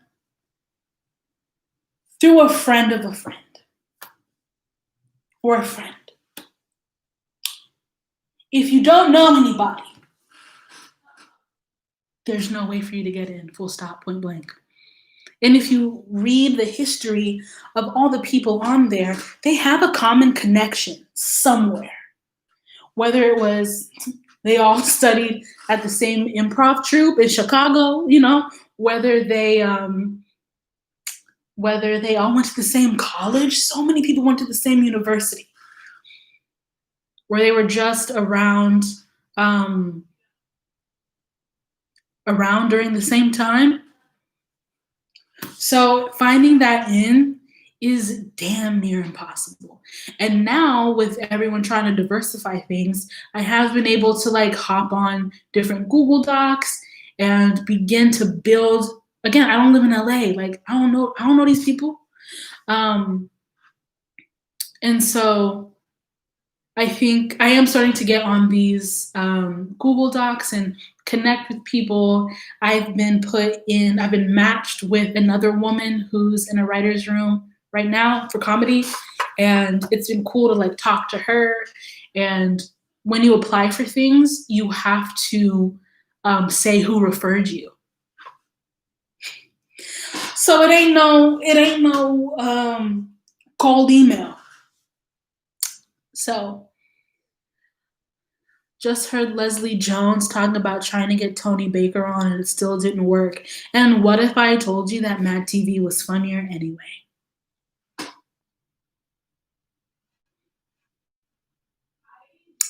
So,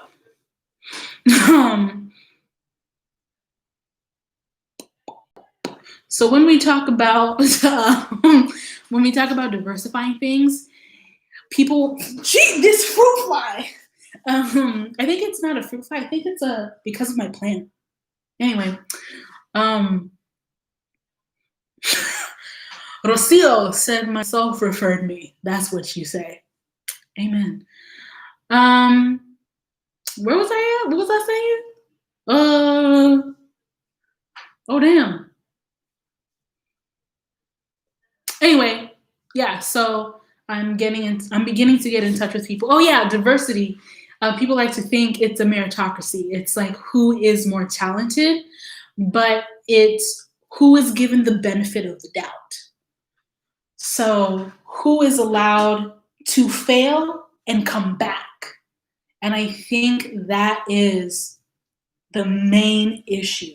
How many men do we know can come out with a movie? It's a dud. It's wiggity whack. Next year, they're out with another movie. How is that possible? Adam Sandler. Dud after dud. And I will say it to his face. Because he don't care what I think is a dud. Because he can have another movie. He can get uncut gems. He can get it. How is it possible? So for me, it's understanding that like, I'm not saying that I'm popping. I'm saying that I deserve a chance. And a lot of us deserve more chances. So we can talk about it. Superwoman, Lily Singh here on YouTube. She has a late night show. It's called A Little Late with Lily Singh. And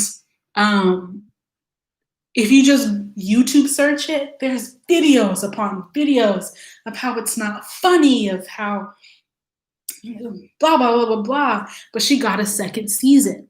And and even though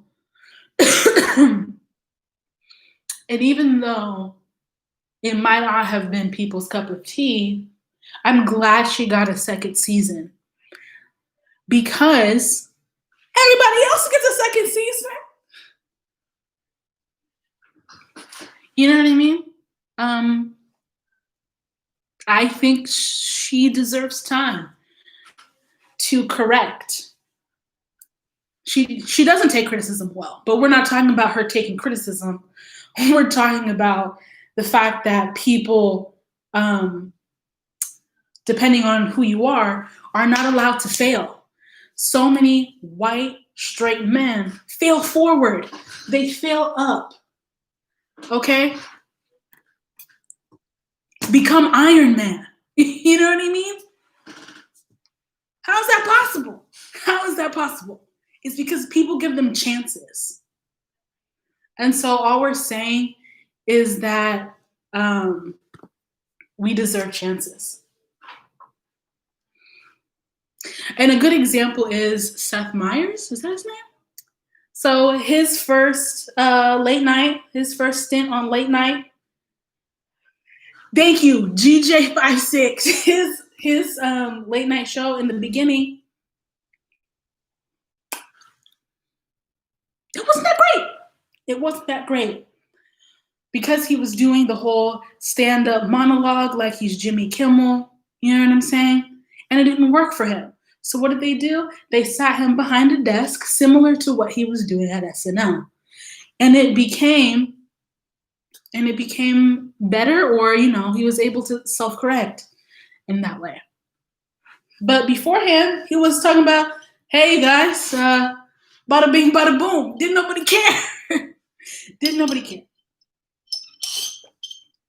But once he started doing politics, it was great. We still don't talk about this because I feel like it's not done. Let's see what y'all talking about.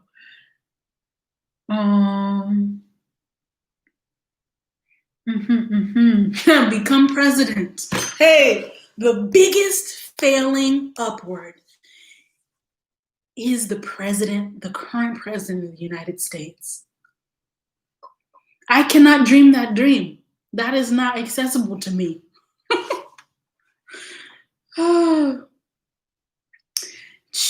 Chidum, you said Lily got a second season because of the wave, though. Sorry.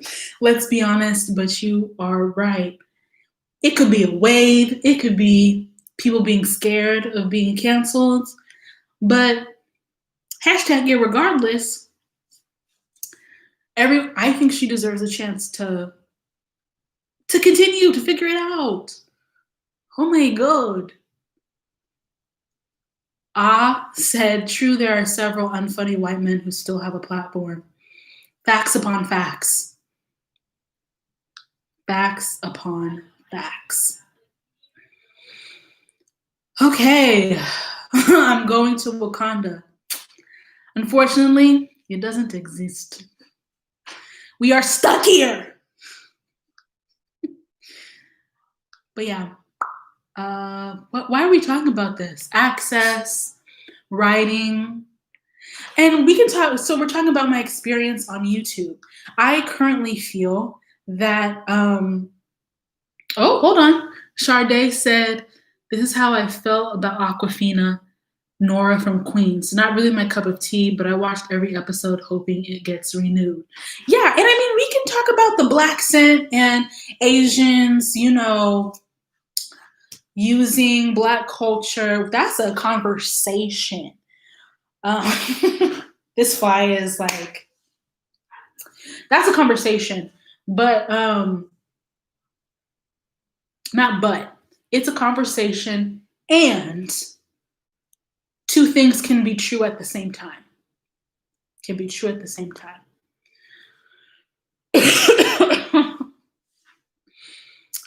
I haven't watched whatever that is. And that's why I loved, what the heck was that movie? The Farewell?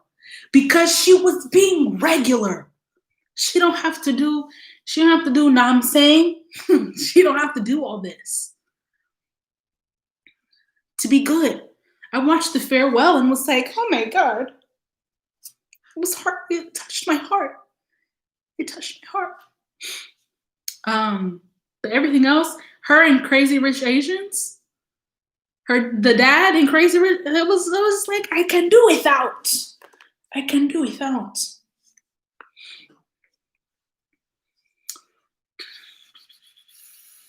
Yes, and also which people of color are allowed to have a platform like Aquafina. Yeah. Yeah.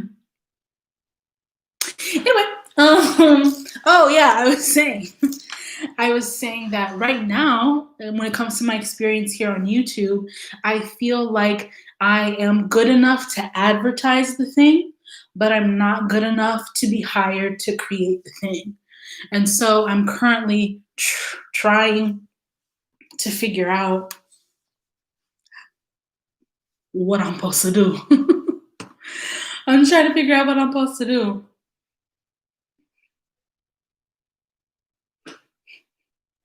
So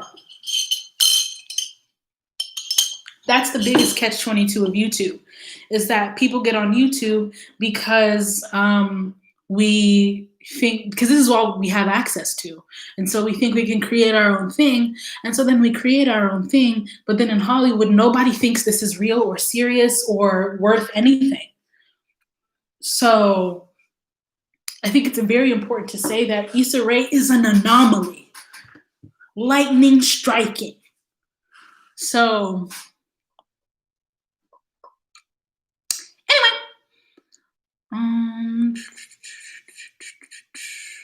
what are your thoughts on if somebody said, well, why don't you just build your own studio or film production? Money. I would ask that person for the budget. What? And D-Dame. And a lot of Hollywood people are coming to YouTube. It boggles the mind. It boggles the mind.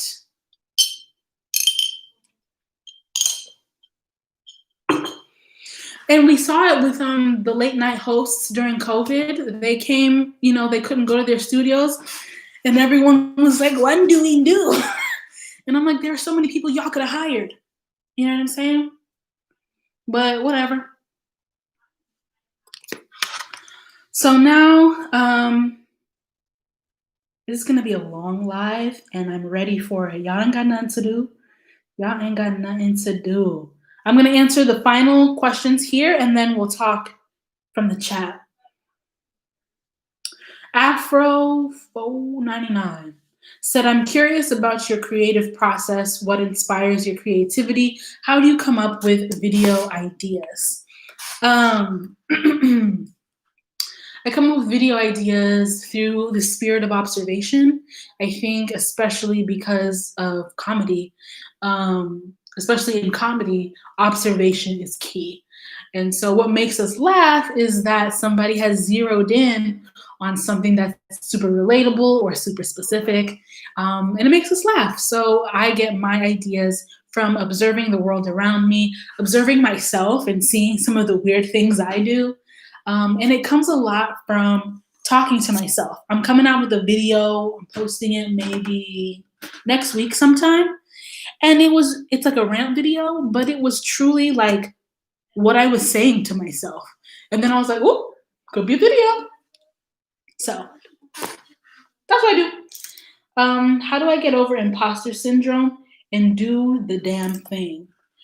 It's hard. It's a work in progress. But I get over imposter syndrome by reminding myself that even the people I aspire to be don't know what they're doing. Or Don't know how they got there. I was watching the Michelle Obama documentary, Becoming, and yes, I literally talk out loud to myself. Yes. And so in that in that documentary, Michelle Obama said it herself. She said, I have sat at the same table as the world's most important people, and they don't know what they're doing. They don't know. And I said, imagine you are in charge of the world, of the world. You don't know what you're doing. So I can do all things through me who strengthens me. So everybody's figuring it out. And as much as we don't want to admit it, everyone is. I've met so many men who don't know what they're doing. So many white people who be rolling in the deep. And we just assume that because you have privilege, you can assume that because someone has privilege, they don't like struggle with it. It's just their privilege helps them do it anyway. So I've met hella men who don't know what they're doing, but they do it anyway, or they try and do it anyway. So that's that. I think it's important to note that I'm not getting over imposter syndrome. I'm just like pushing it to the side. So I let it come and I feel like I suck. And then I remember that the age old conundrum of you can't get a job till you have experience, you can't get experience until you get the job. So where do we go from here? Where do we go? So that's what I have to say on that. Let's look at the YouTube chat. Also, hello, welcome to 1 hour and 48-ish minutes into my Friday live stream where I'm answering questions about my experience. Oh, there's a whole section I forgot. It was about my career. Hold on.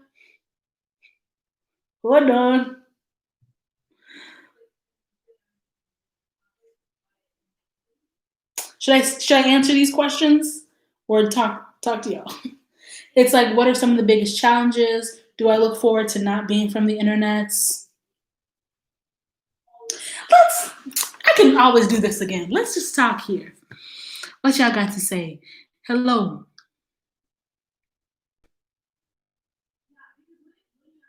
Good luck, Skara. I believe in you. You got it. You got it. Okay, let's see. What do people have to say? I'm going to talk to y'all because y'all be saying stuff and I've missed so much.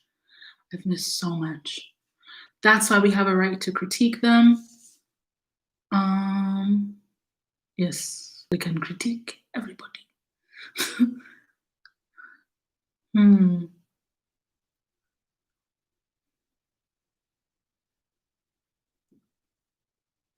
GJ56, that's volunteer tourism in a nutshell, not knowing anything but still trying to do something even if it's harmful. I did not think about it that way. You're right. You're absolutely right.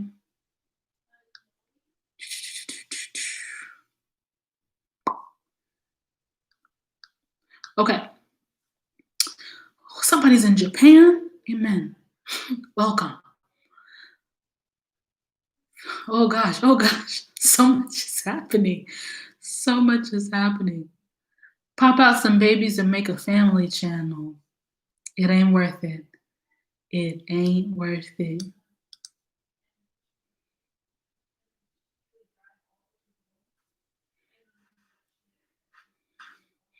Do you find podcasts have a lower production cost? Absolutely.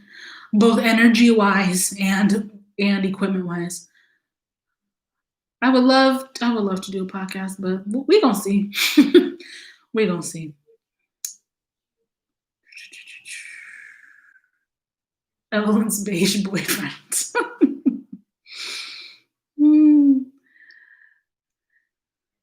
Someone's talking about Quibi. This is too much. I don't know how anyone keeps up.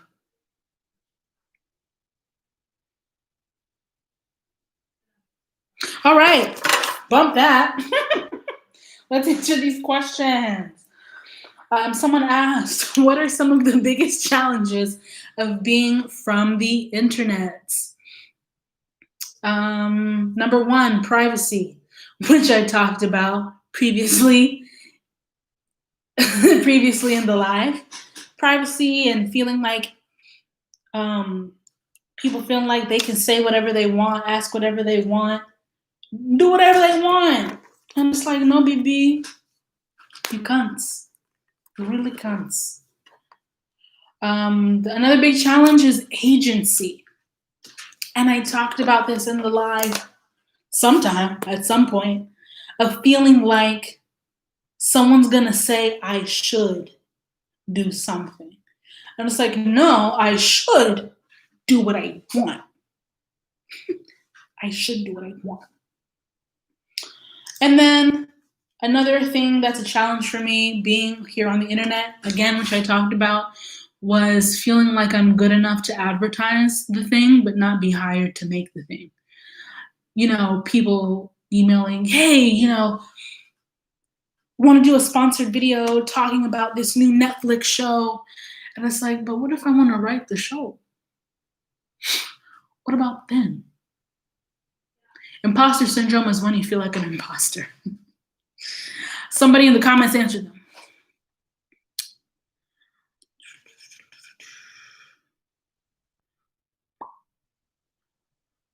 Ray Clemens, thoughts on Michaela Cole and her approach.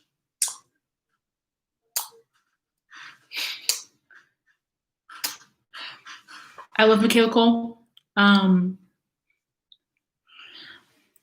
Michaela Cole is incredible. I will say, well, what is the way she's doing things? I mean, one could say she's doing things on her own terms.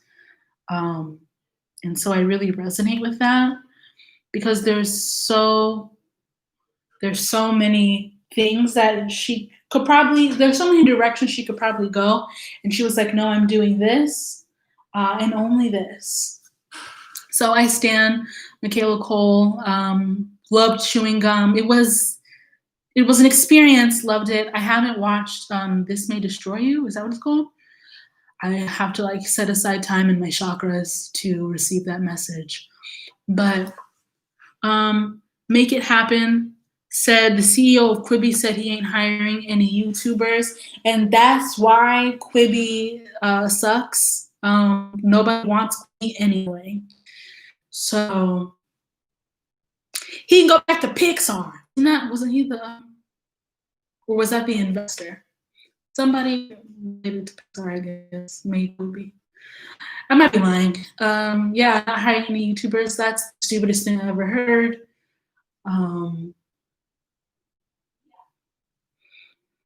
I actually signed up for Quibi to see what it was like. Couldn't handle it. Couldn't handle it. I watched the one with Anna Kendrick where there's like her boyfriend has like a doll and it like comes to life, and I'm like, this what y'all spent y'all money on? This is what y'all spent y'all money on. No respect. No respect. Didn't Liza Koshy? That's not Kosha. Liza Koshy? Maybe. We're not talking about the possibilities programming on Quibi. I'm talking about Quibi.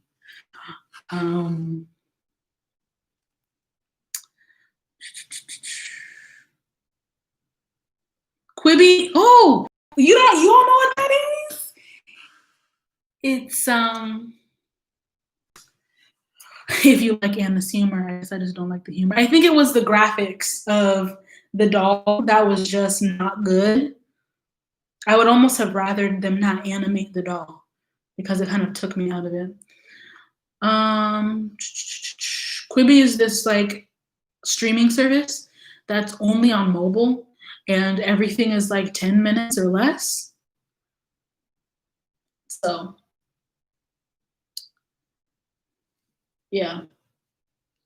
I think the issue with Quibi is like, who asked you, but like my complaint about programming isn't that it needs to be short. Like, I'll watch what needs to be watched.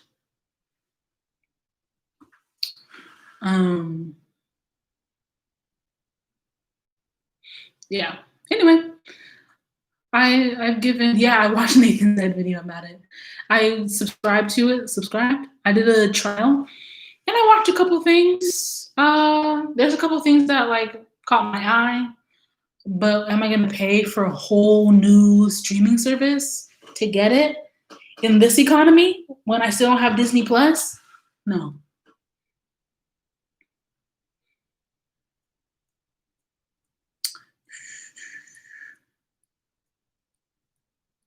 Yeah. Their business practices are wild AF. Do tell. What happened?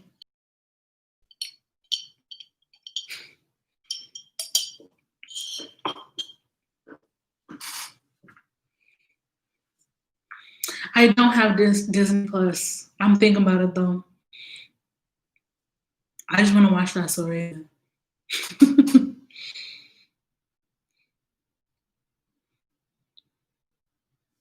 Quibi's business practices is what people was talking about in the comments.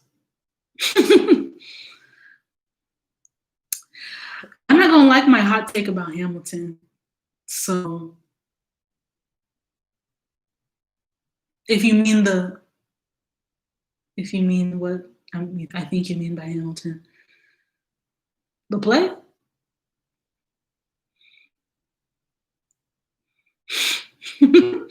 My take on Hamilton, it has never caught my eye.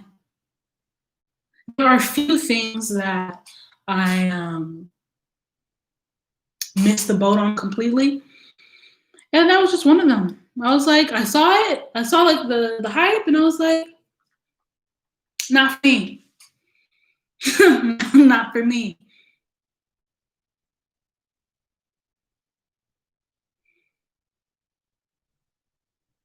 Yeah, it is a hot take. I feel like the world is like in love. And I just kind of like, yeah, kind of like Game of Thrones. There are people who don't care for it, and it's like socially unacceptable to say that.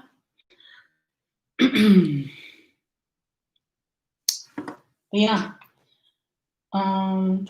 Speaking of Broadway, GJ56, I think Janelle Monáe needs to be on Broadway. I think she'd be trying to do shows. I think she have one on Amazon. She'd be trying to do stuff. And I'm like, if you don't shut up and get this Tony Award, you know what I mean? Like, if you don't, what you doing?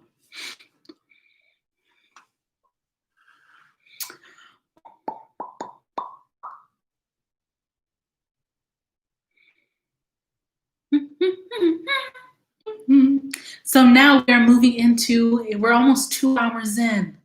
Okay. I wanted to stop at 9, but I'm gonna go till 9:30. Okay.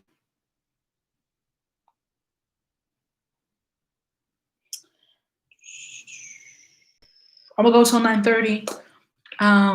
And for the next 30 minutes, we're going to talk about television. Let's talk about television, movie, whatever.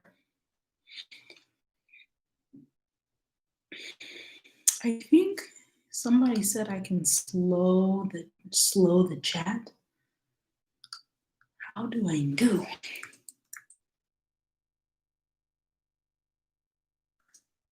Oh, that it. Okay, well. Hello, everybody. Hyphen. Okay. I'm gonna get it. Olufunmilayo. Hey. Would I be down to write TV scripts? That's what I want to be when I grow up. So, yeah. Do I watch anime? Not really. I could. I need guidance. I need guidance. Talking about talking about television shows.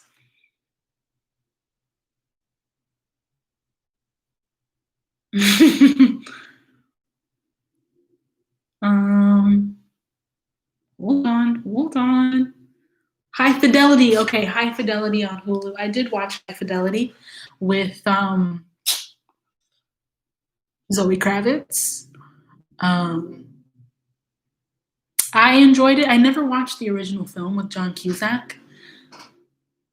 You hear the motorcycles in the back? I watched it. I enjoyed it.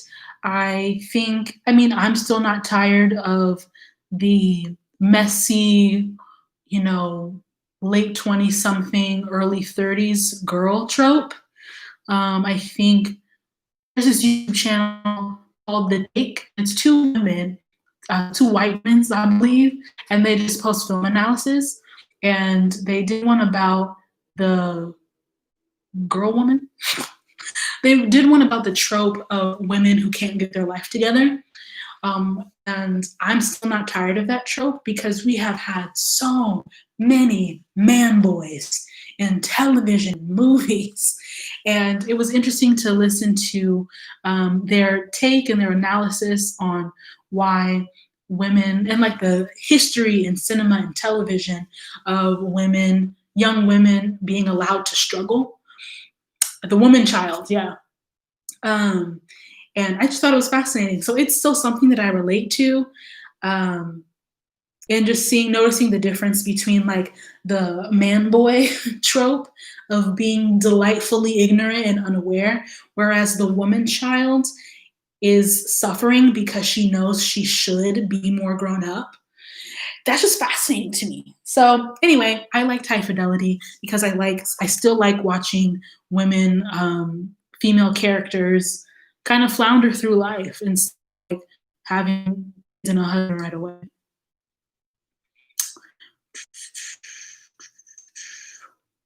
Seen Russian Doll on Netflix? Yes. Natasha, what's her face? I watched Russian Doll. Um, I enjoyed it. It's been a while since I watched it. Is there a new season or something? Um, I enjoyed it. It was creative. I thought I would be tired of the Groundhog Day happening, but no, never got tired. Never got tired of it. Arion Marshall said the constant dying was too much for me. Interestingly enough, it wasn't too much for me. um, have we seen a woman lead not obsessed with being in a relationship?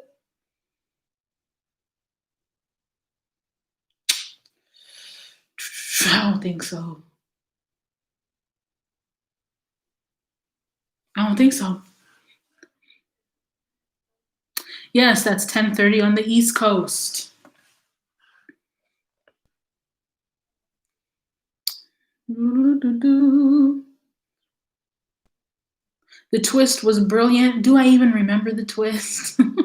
But I remember I thoroughly enjoyed the experience of watching the show.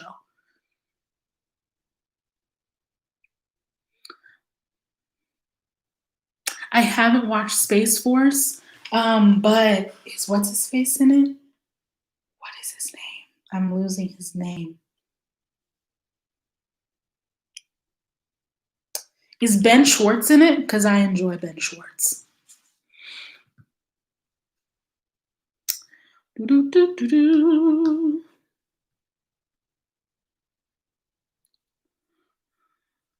Hmm.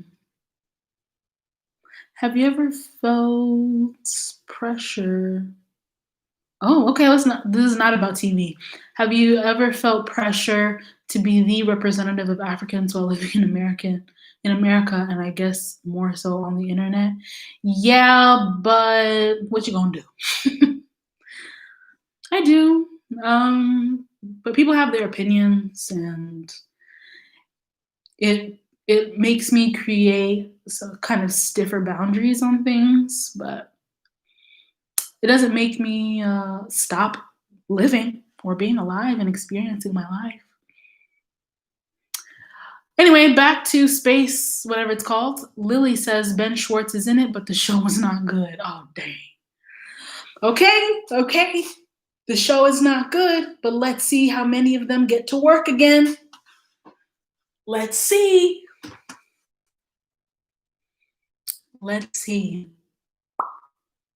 Juliet Wairimo says, what is your take on non-Black animators just realizing Black people exist and leaving their Black roles? I will say they are voice actors, not the animators. So that happened with Big Mouth, the woman who voices the Black girl. She's mixed. The character is half white, half Black, and she's voiced by a white woman. I think she quit. She gave up her role because she didn't want someone to do it for her. Here's my take. I think her voice was incredible for that character. I think that voice did the character justice and added a lot of personality to that character on Big Mouth. And so that is one thing. I think another thing is, even though the character she was voicing is half white, the character moves through the world as a Black person. And in an industry where Black people already don't have that many chances to have roles, no, she wasn't fired. I'm saying that I predict that she quit so that no one could cancel her, to be safe. But again, we'll never know. So anyway, so there are way less Black roles. And so even if a role is of a character that's mixed, that's still a perspective that a Black person could bring to it and should bring to it versus a white character. So there's kind of two things going on here. It's your philosophy on whether actors, whether it's voice actors or on-camera actors, should be the thing they are acting. And it's also the roles that are available to Black people. And the voice acting community is like this big. It's like this big. That's why Cree Summers single-handedly has voiced every Black character you know. The guy, what's his name? He was from Mad TV. I'll find his name. He voices white characters all the time. Mad TV. Phil Lamar. Oh my gosh. Phil Lamar voices so many people of many different races. So it's just about opportunity. And so people need the opportunity to voice their own stuff, to voice their own beings. Oh my gosh, is that T? Is that nappy headed jojoba? Let me fix myself.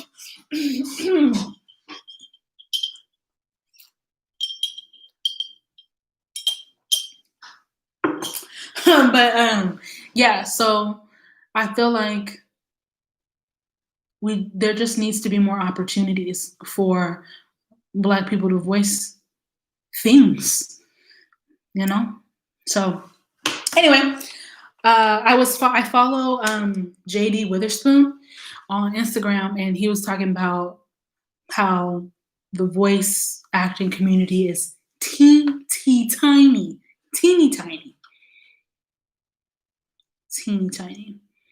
What else were we talking about? Voicing characters. So anyway, all that to say, there are some voice acting opportunities that I think are racist. Like, I never grew up watching The Simpsons, but the Indian character on The Simpsons, I think that's racist. And then there are some that I don't think are racist, like the Black girl on Big Mouth. it just so happens to be voiced by a Black woman. It just so happens to be voiced by a white woman, where you could just find a Black woman. I'm mixing my words. You could just find a Black woman to do that voice. So I think it will behoove us to not mix the two together because they're different things. But yeah.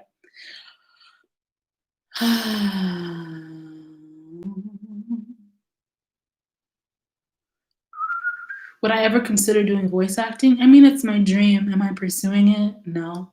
When I say dream, it's a thing I would love to check off my list. But I don't think I know how to do many different voices. Voices and accents are two different things. But like, think about it this way. On Bob's Burgers, it's the same voice for like 7 million characters. Bob, and then so many people are voiced by the same guy. Hannah Eke said, I took a whole shower. Glad to be back. Welcome. One applies for voice acting. But it's an industry that needs some overhauling, if you will.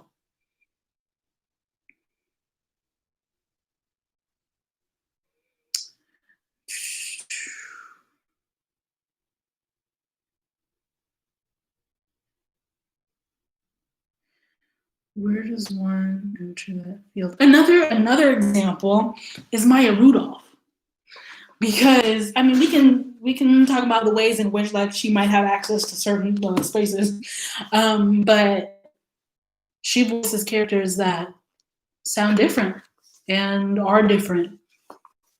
So besides the hormone monster, she's many other characters. So, yeah. Lots of white voice actors are now resigning from their POC roles. Hey, if it's on a spirit, it's on a spirit.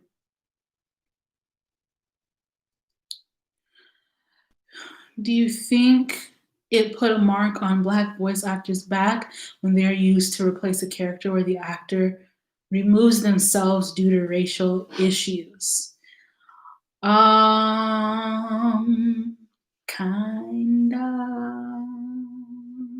That's just a world I know nothing about. It's a world I know nothing about.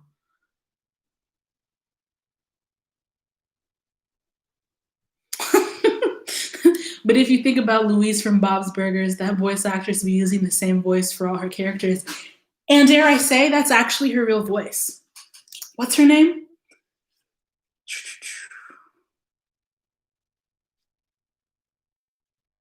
Let's find her name. Let's find her name. Kristen Shaw. That is actually her voice. I was listening to her, I was reading her book or like listening to her audiobook. It was Louise. So I get what you're saying.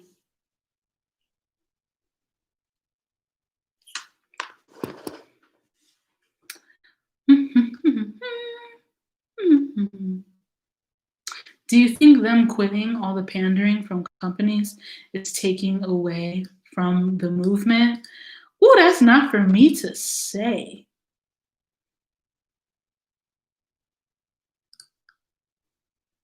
Dante Basco does sound like Zuko, but he's an Asian playing an Asian.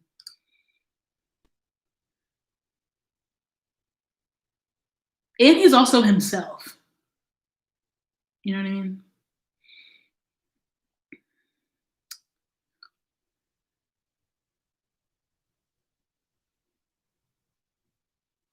Make it happen. I think we're talking about multiple things at the same time.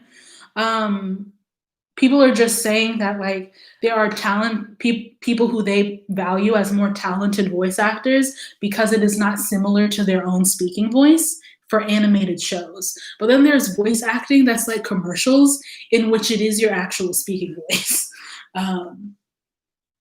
But, and then there's also the idea of voice acting in which you change your voice to become a vocal stereotype. So those, we're talking about all those things like rolled up together. Good night, Chow Bell 0330. I appreciate you hanging out. I'm gonna hang out till about 9:30 my time. It is 9:08.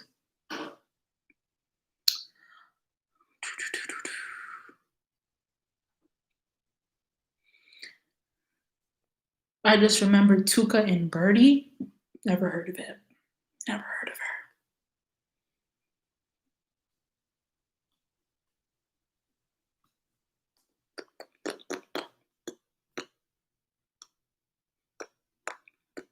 Regina King on the Boondocks. Regina King is like goals.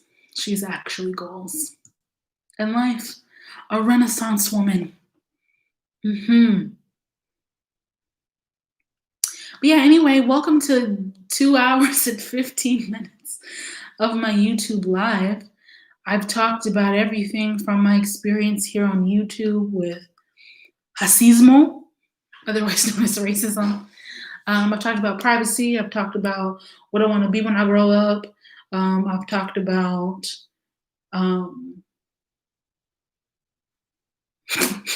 voice acting. We're talking about so much stuff.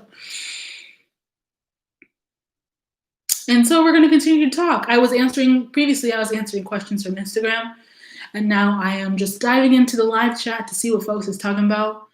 Can you give us a head wrap tutorial? If you Google my name and head wrap tutorial, guess what? Stuff will come up.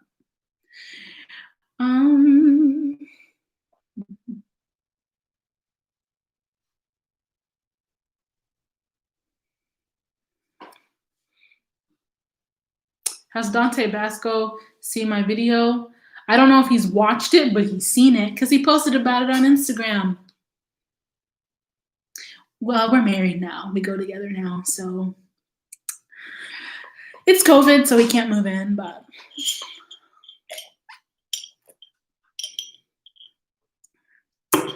it was Instagram stories, so it's gone.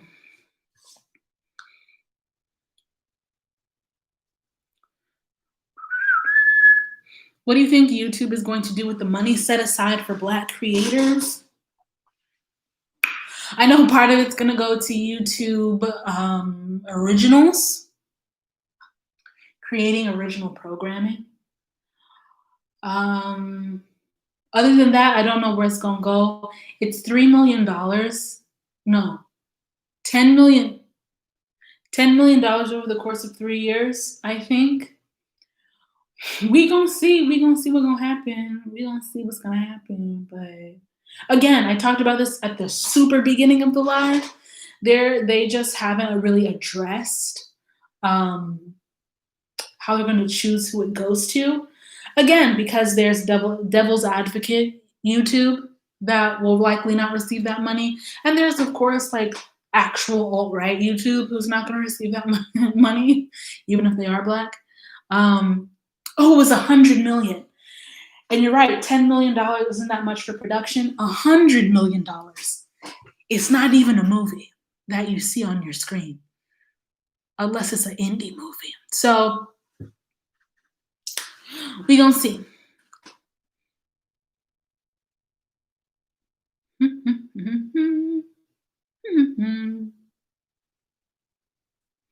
Does YouTube Originals have good content?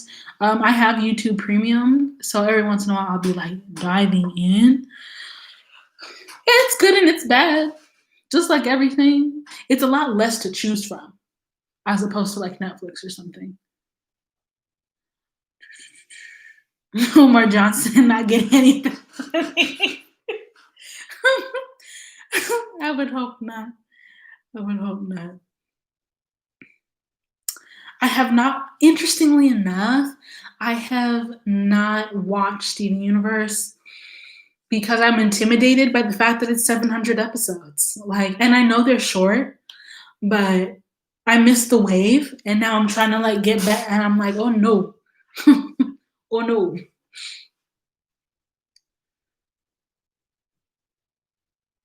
The only YouTube original show that looks remotely interesting is Marquez Brownlee's retro tech show.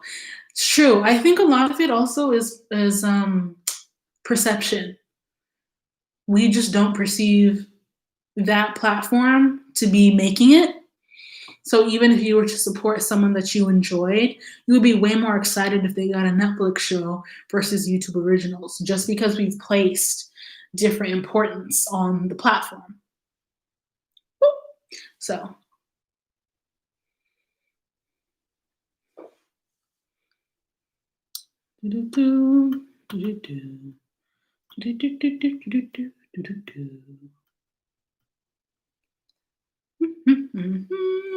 my lips is dry, y'all. Did I have to worry a lot about budget on Hello Tim?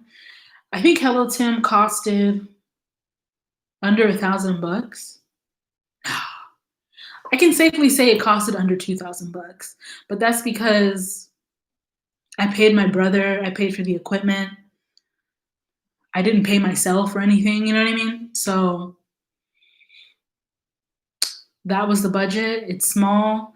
And it's small because I have $2,000. There are people who don't have $2,000, and that is like pie in the sky budget. Like I wish somebody would give me 2K, but yeah. And also the sound, like there are things about Hello Tim that weren't great because they weren't professionally done. So that's that.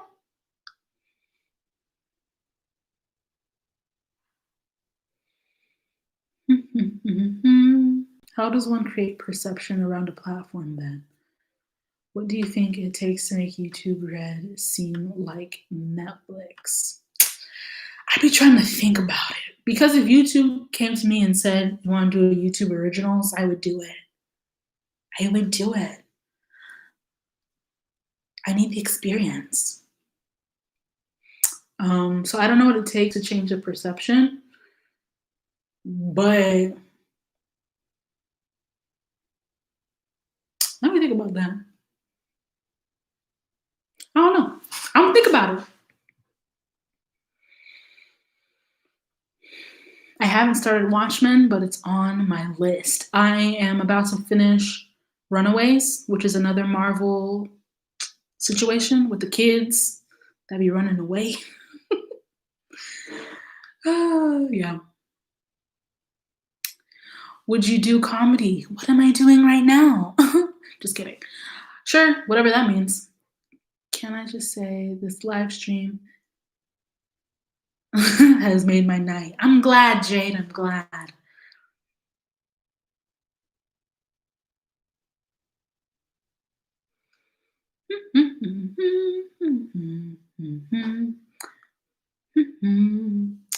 We're winding down. I'm starting to lose my voice.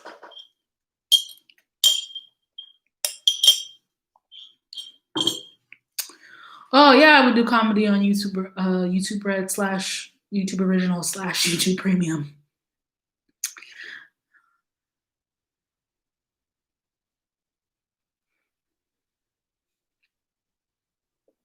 Legend of Korra, I have not watched it. I didn't really like Korra.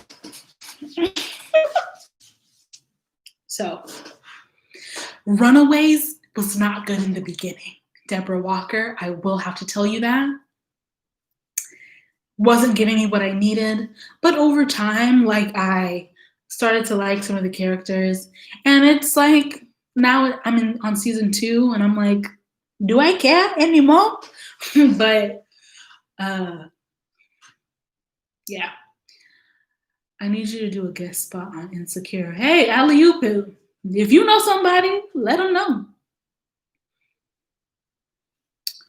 Aye,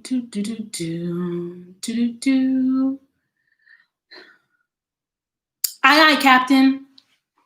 To lead. Do you have a favorite bending group or people on Avatar: The Last Airbender? I believe I'm an airbender. And that's that on that.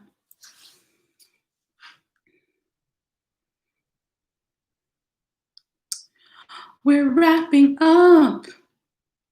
We're wrapping up. Mm-hmm.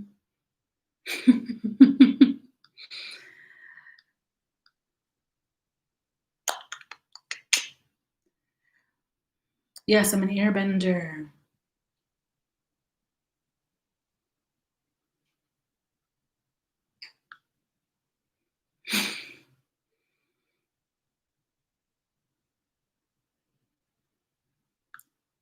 This is the part of live streams that like I don't know what to do because like I have nothing to talk about anymore and I'm trying to read these.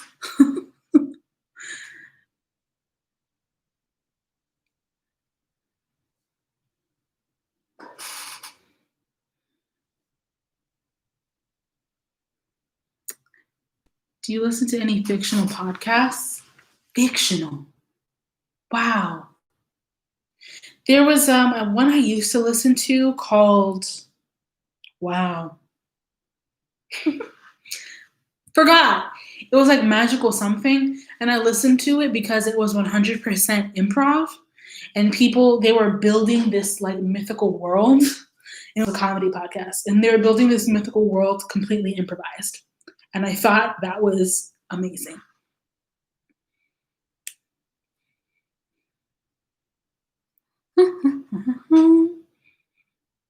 When I started Patreon in a previous video, I talked about that. Have you ever watched Terrell? I love Terrell. Oh my god. Oh my god. I love what he does. And that's I don't know him.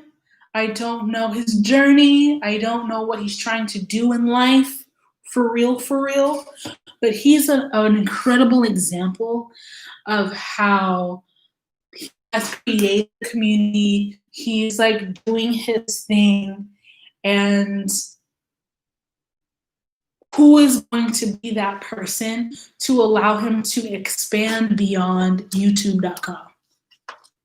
Because it's people on TV right now who are not as entertaining as him. Facts.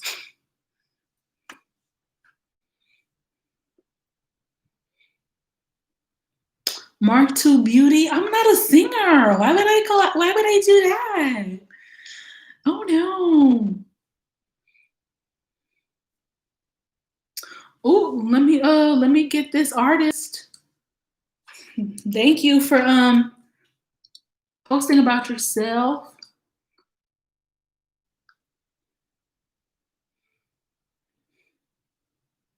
Lori Netta. Yes, I'm gonna save this live.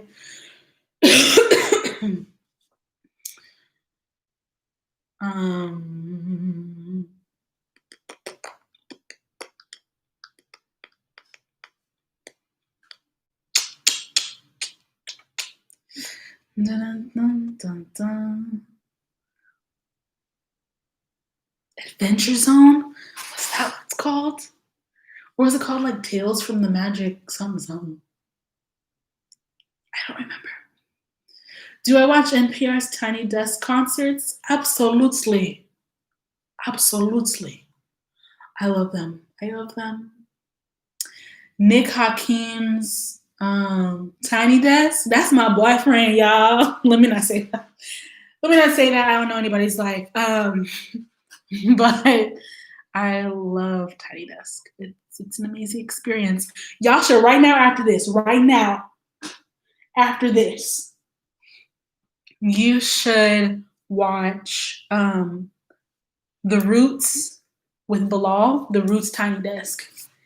It'll blow your face off. Moses Sumney's Tiny Desk. I mean, oh my god.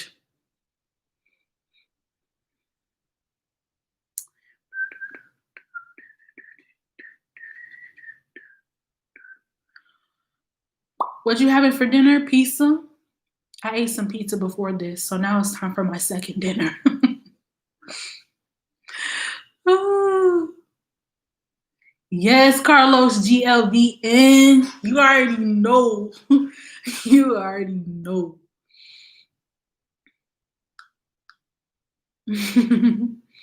Good night, Seth Thomas, C. Thomas, whatever your name is. Good night.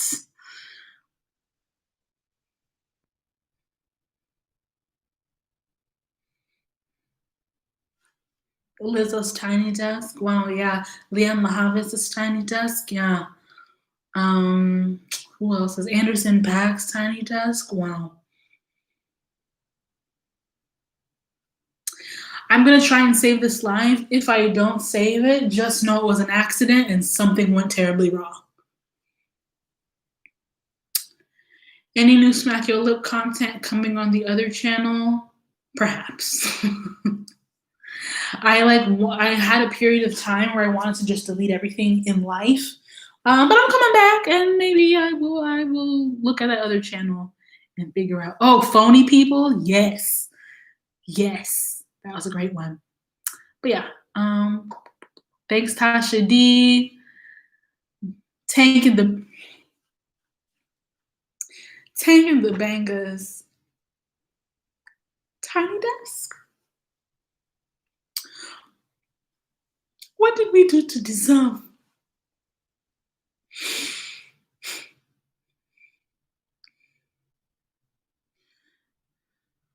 I haven't watched Chica's Tiny Desk yet. I'm scared. I gotta fortify myself for the flames.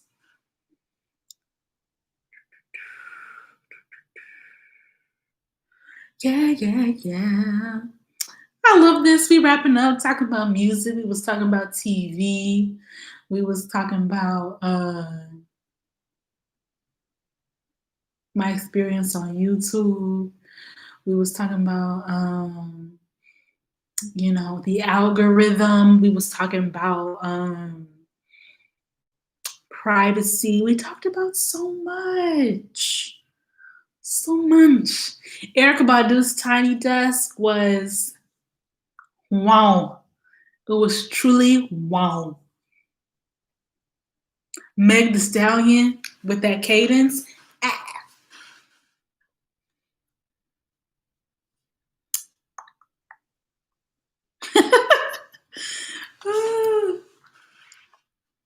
It was lovely. It was lovely.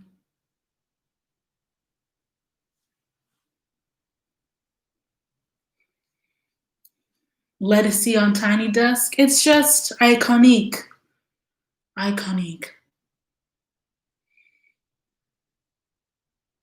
enjoyed this time that I've spent with you all. Live streams are very difficult for me because I'd be distracted. And I feel like most of the time my mouth is open just looking at the chat. But I tried my best.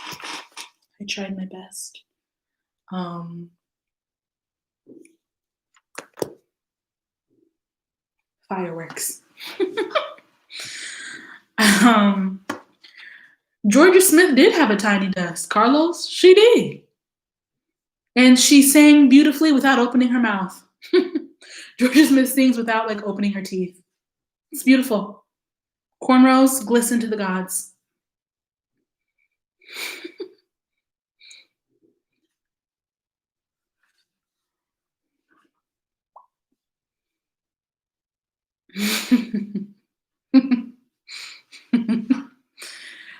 Yes, it has been a time. Thank you from the bottom of my heart, and me and my fruit flies, or my plant gnats. I don't know what's swirling in the atmosphere. Yeah. But hopefully this answered questions that people had. The tough thing about being from the internet is getting asked the same thing over and over.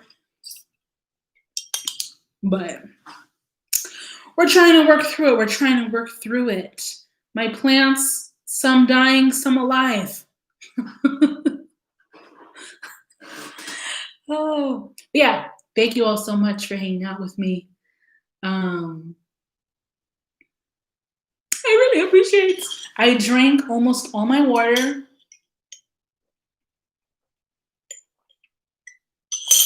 I hope y'all have a fabulous weekend. Social distancing, wearing your face masks. Don't breathe on nobody. Okay, don't breathe on nobody. Um, try and be safe out there. Okay? And now I will just smile at the camera until I'm going to press end stream. Okay? Will this stay on my channel? Yeah, I'm gonna try. Are we about to see a live scene on the internet somewhere? Absolutely. Okay? We gotta stay hydrated, stay mindful. Thank you for all the emojis. Thank you for all the great comments. Thank you for sharing your questions, asking your questions, talking to each other. For those of y'all in freaking Australia, Kenya, thanks for staying up. If you didn't, it's okay. It's okay. And I will see you on the internet somewhere. Bye.